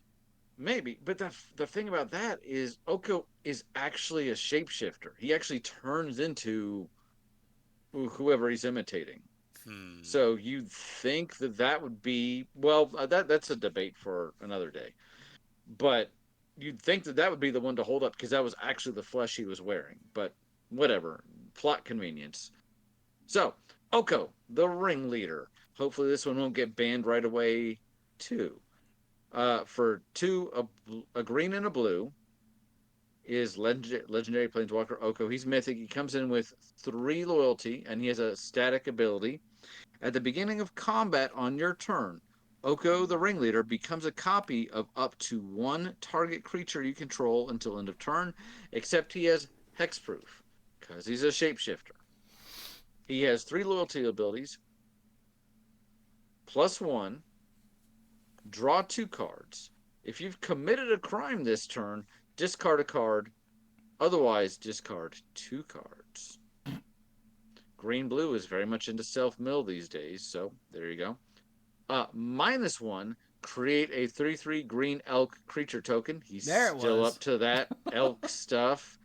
It's Oko. And then -5, for each other non-land permanent you control, create a token that's a copy of that permanent. Hmm. Huh. Yeah. Note that if he is a copy of a creature you control, he does not have loyalty abilities. Unless for some reason that creature was a planeswalker, looking at you, Gideon. So get in those loyalty abilities before combat. Or just choose none of them for the up to 1. This feels like an Oko card, which I'm glad that even after all these years of Magic, and you might go, okay, I know what a green and blue card does. This still feels like him. It feels like the card we've already had, what he used to do in Eldraine, and it feels like him personally. So I'm glad they really nailed a lot of the. He's a shapeshifter, but he's a very callous, selfish sort of shapeshifter.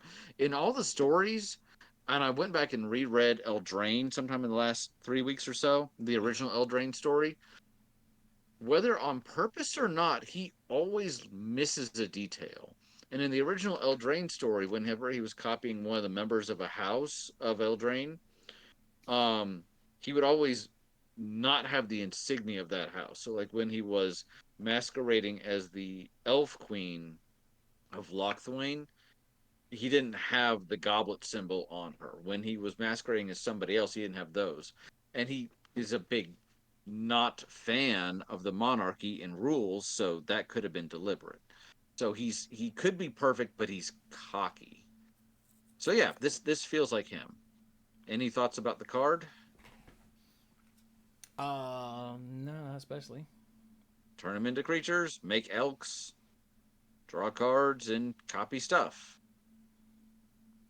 Yep. Jace is fascinating. So Jace was supposed to be in the big score or whatever. From what I understand, yeah. Yeah. So apparently, what happened was Jace managed to keep some of his personality, even as he was being Phyrexianized, due to the fact that he was a psychic and he had certain barriers built up in his mind, and B, at the very end of the process, as he was getting ready to blow up the Silex, um, what's her face, who turned into an angel, um, I can see her. She died on Theros, came back, she got better. Elspeth. Elspeth stabbed him, and some of the halo got into his system. So he managed to retain some self autonomy. And when Elish Norn was destroyed, psychically, he commanded his body to treat Phyresis as a disease and forced it out of his system. Although he then planeswalked himself and Vraska to his mom on Vren, who hadn't seen him in a long time. Yep. And she's a healer, and basically she put him back together over the course of months. I was a bit afraid when we saw Jason Vraska here that, like, oh, it was this huge sacrifice to get Ajani and Nissa back to quote unquote normal. Now everybody that was a Phyrexian is going to be normal. They took pains with the story to say this was an extreme recovery for both of them. And if you look at these cards, he is still messed up. So, Well, I mean, this is part of what we're Jace. seeing here in both of these arts is Jace transforming back from Ashiok. That's true too. That's true too. But his mom did say the scars are never going to go away. So, like, the Phyrexians don't just like change out your blood for oil; they like take out organs and stuff. So, ugh. But I just covered Oko. Who wants this kind of interesting Jace card? Take it, Mike. I can't read. Okay. You've been doing a good job of faking it. Thank you. It's intuition. Jace Reawakened is a 2-mana planeswalker. Broken. Just like the original Tybalt was broken. Yup. In that he did not function. Yeah. There's more than one meaning of broken, Yeah. So, 2-mana planeswalker, but the static ability says you can't cast the spell during your first, second, or third turns of the game. Sarah Avenger from Time Spiral? Yeah. But hey, if you're casting it on your 4th turn, then you can also keep counterspell mana up. Yep. You go to hell, Mike. I mean, he is only speaking the truth. So, Jace Reawakened starts on 3 loyalty. Has 2 +1 abilities. The first +1 says draw a card, then discard a card. Loot. Okay, cool. The other +1 says you may exile a non-land card with mana value 3 or less from your hand. If you do, it becomes plotted. Ooh. Cool. Okay, hold on. Can you can't cast something the same turn you plot it, can you? No, it has to be on a later turn. Okay. And also the plotting rules say you have to cast it at sorcery time. When you do cast it later. Yeah, I mean that part I knew. But I was like, you can't just get free stuff for this, right? No, you cannot. Yeah, so you can't. I mean, you can plot a negate, but you won't be able to do anything with it. Yeah. Oh, that would be sad. No target. Yeah. And then finally, the big ability is -6 until end of turn. Whenever you cast a spell, copy it. You may choose new targets for the copy. Bruh. I mean, I like that, but it does show some restraint on their part. At least it isn't like you get an emblem that says... You freaking right? Yeah. But both of those first abilities are plus abilities. This feels very strong, and it's balanced by the fact that you can't just run out on turn 2, because this would be dumb. On turn 2, this would be dumb. That second ability says you get to play a card for free next turn. That is exactly what that says, yeah.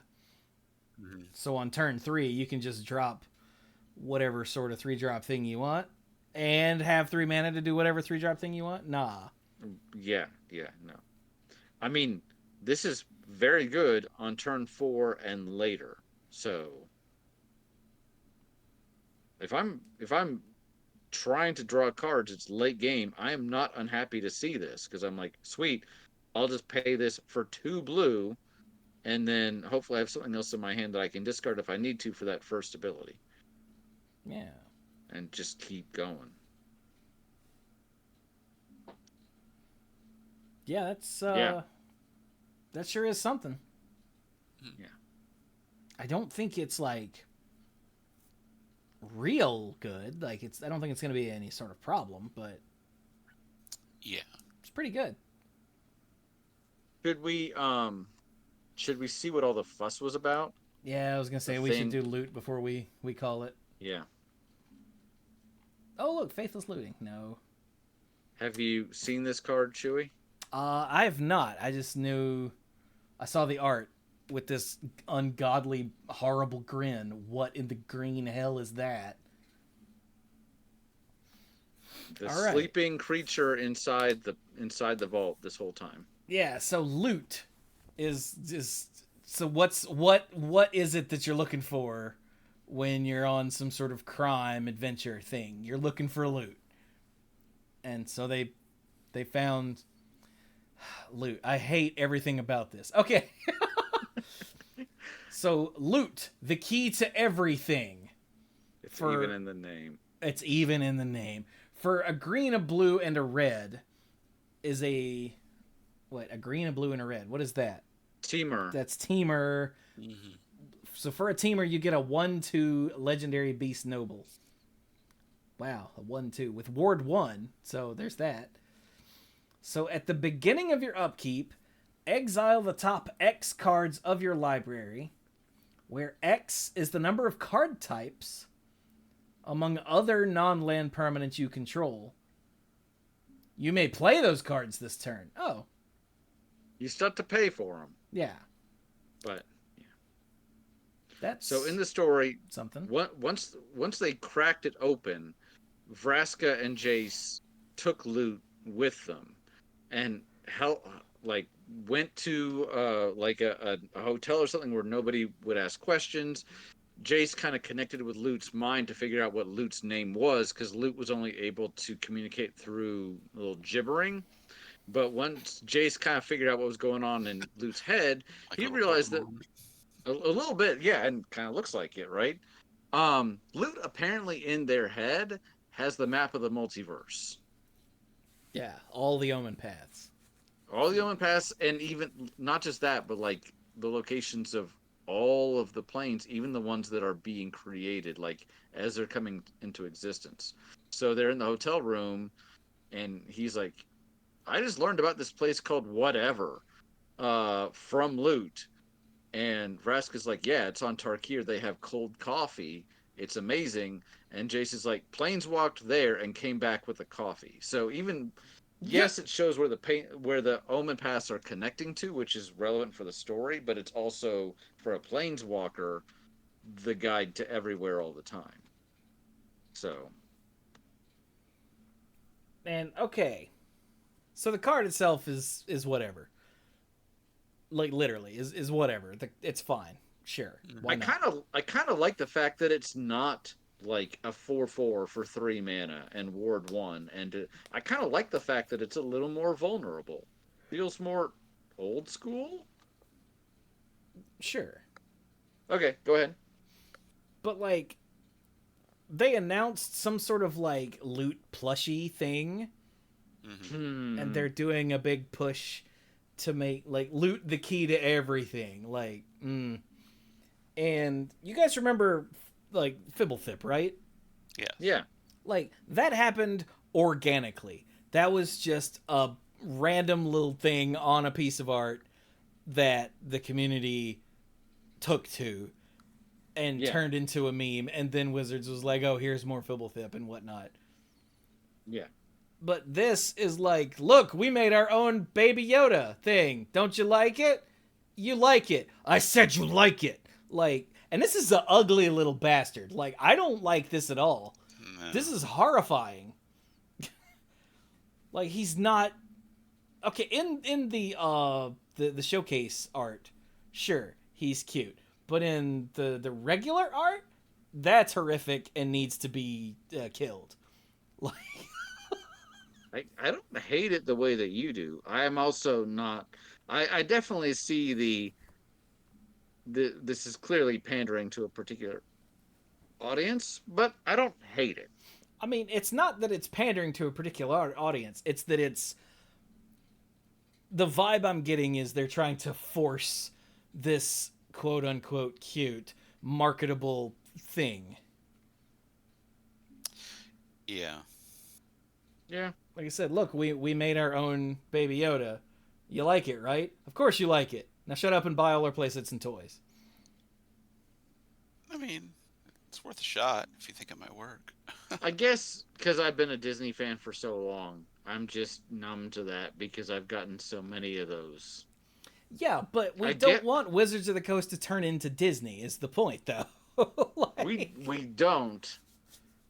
But I guess because I get where you're coming from, but I guess I'm also not impressed by it, so I think it's all right. But I'm not going to be buying a loot plushie, so Yeah. I am unaffected. I don't know. The whole thing stinks to me of horrible capitalism run wild. Gotcha. I get where you're coming from.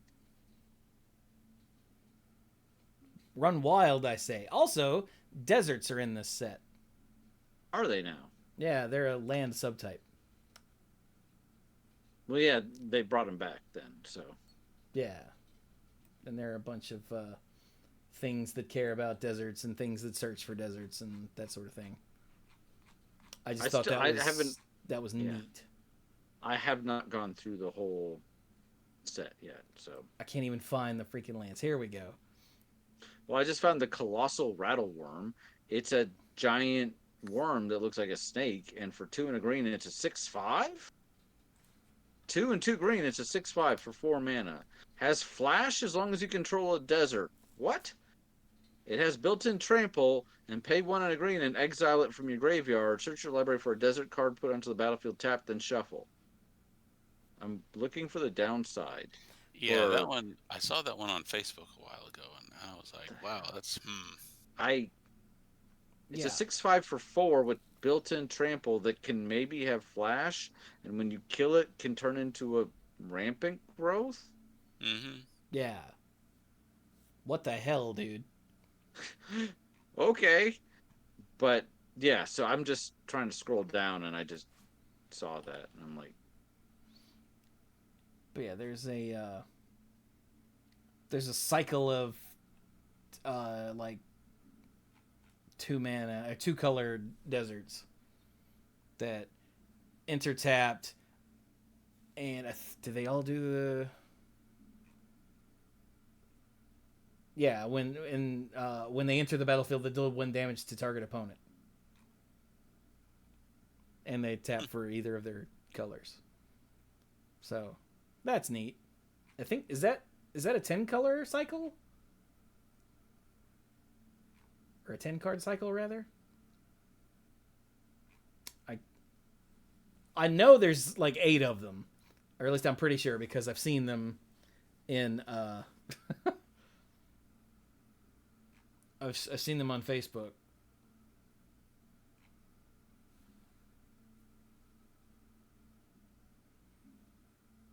Yeah, that colossal worm is completely ridiculous. There are 10, and the borderless art connects. Oh, okay, that's cute. Okay, yeah, I just finished counting 10. Yep. And there are a bunch of other deserts that do other things. Yeah, some of these are in the commander decks. Yeah.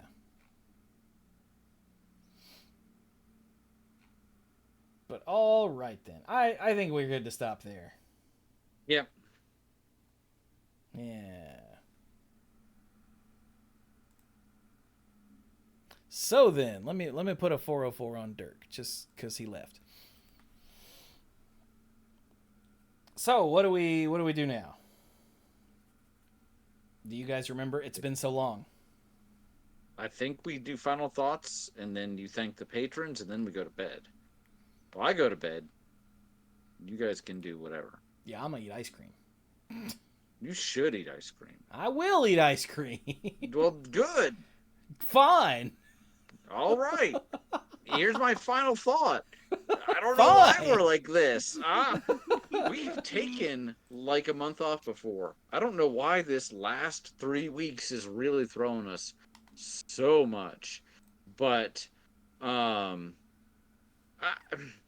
don't want to sound like I hate the set. I don't want to sound like I'm not interested in Magic anymore. I don't play as much. I did not go to the last pre-release for Murders. I'm probably not going to go to this one.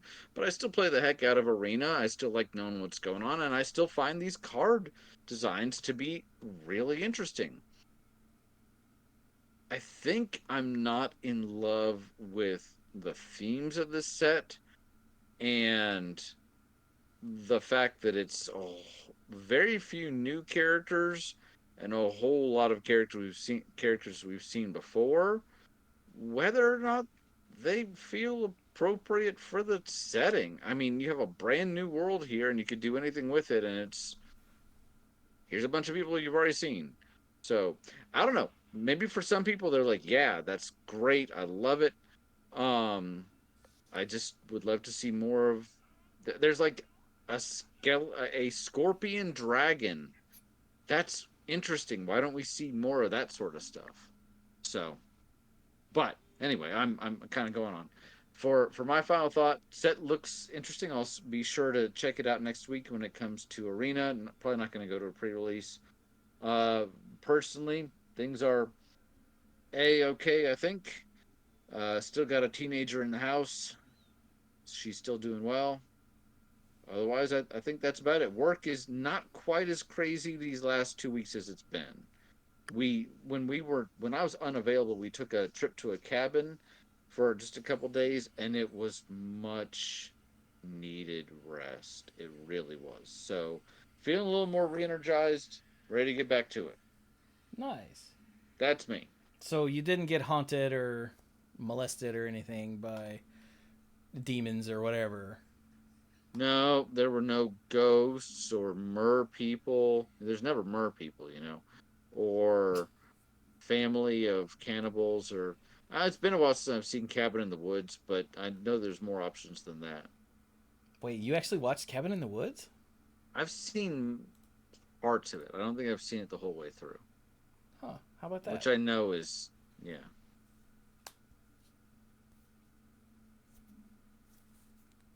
It has Captain America in it, man. That's true. Alchemist just said it's been said before by several others, but it does really bother me that they made the group of people based off of Native American settlers to some extent, while there's also an actual indigenous group on the plane. What are we talking about? Oh, the cactus people, are they the indigenous people? I think so. Well, or Annie Flash, the what was the Akai or a teen or something like that. A teen.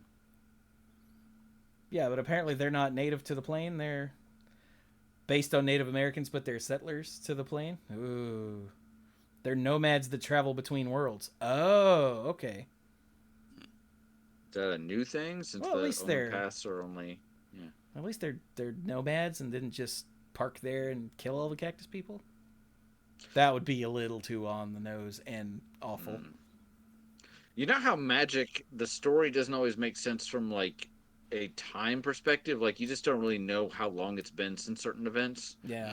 The Jace part of this, where they talked about Jace's perspective, what he's been up to, and recovering with Vraska, did basically say that it's been 2 years since March of the Machine. So that's probably the most clear timeline we've gotten in a while. So. Wait, when was March of the Machine? Like when the Phyrexian invasion was. Oh, in real life? Oh, that was just last year. Okay. It was just last year, yeah. So it's not quite real in time. game. In game, it's been 2 years, probably to give people time to like figure out the Omen Pass, and because if they just found them out yesterday, you wouldn't have settlements like this. Yeah.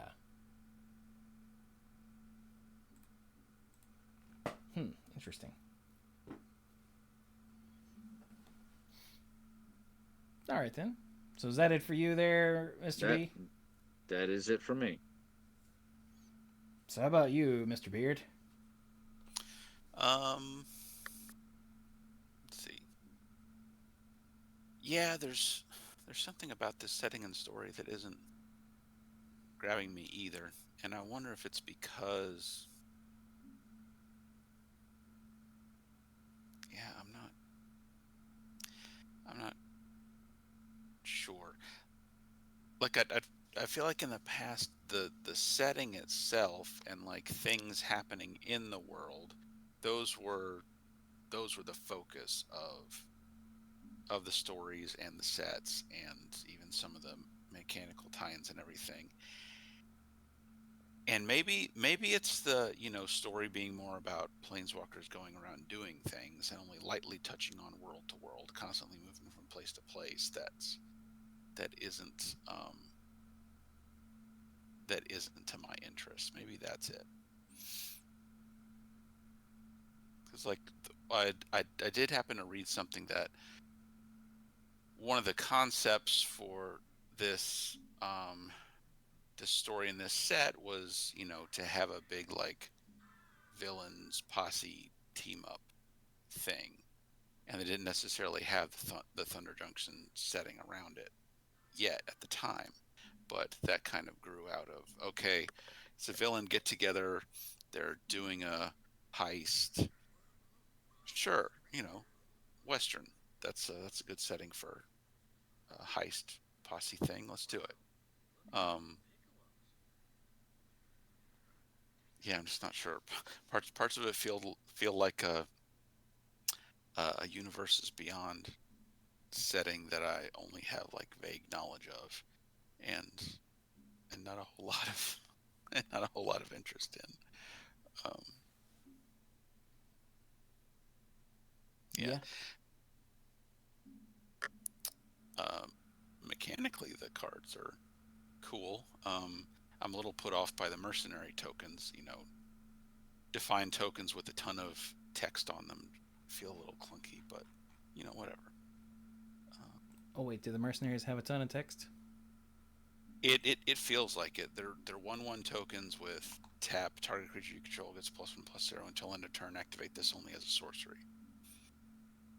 For a token, that's a lot. Yeah. Mm-hmm. I'm starting to wonder if the idea, like, we've been saying for a few years now, they're clearly designing with digital way more in mind than they were before. And yeah, we're like all of these everywhere doesn't matter as much because it just handles itself. Yeah, and like all of these tokens that have just like create a clue. But you don't even get create a clue, you get investigate.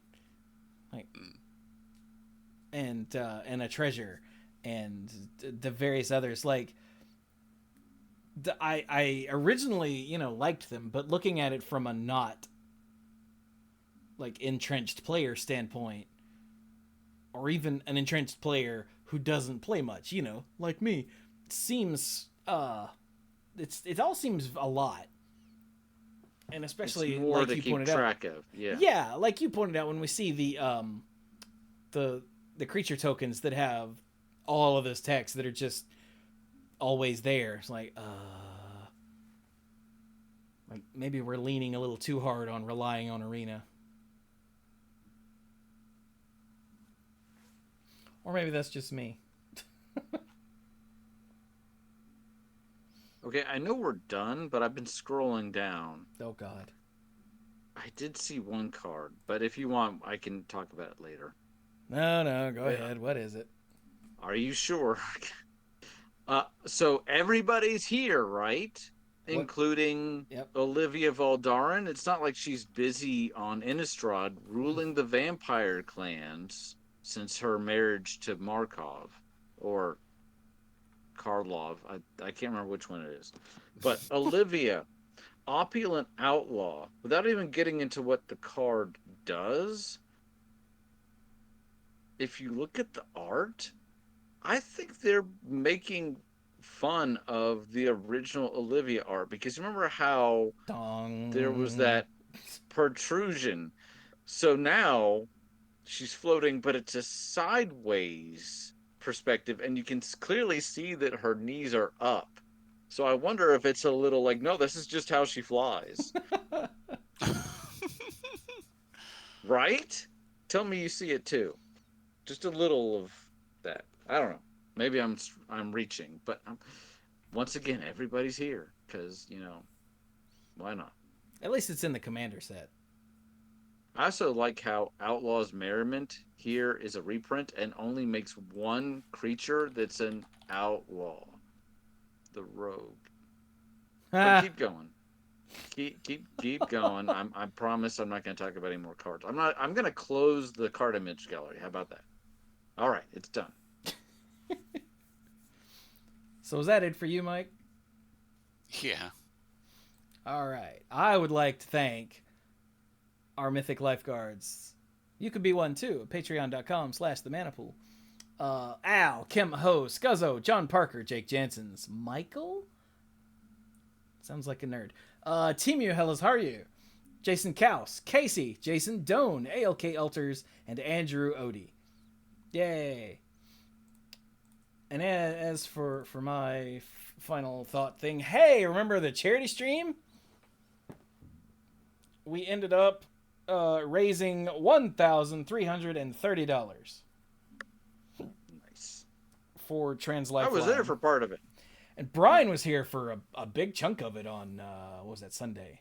Sunday, yeah. I even played some Castlevania. He did. Especially, Castlevania 2 Belmont's Revenge, the Game Boy game? Castlevania Adventure 2. Sorry, Adventure 2, right. Yeah. But that's Belmont's Revenge, right? That is Belmont's Revenge. Yeah. And I blazed through that one level. I was like, oh yeah, I remember how to do this. He did. Sweet. But yeah, thanks to everybody who donated. I gave out somewhere around 70 games from the list, which is completely insane. Yeah. And then I slept real hard Sunday night. Because I had streamed for 24 of the last 36 hours at that point. But yeah, it was a lot of fun. We had a constant audience the whole time.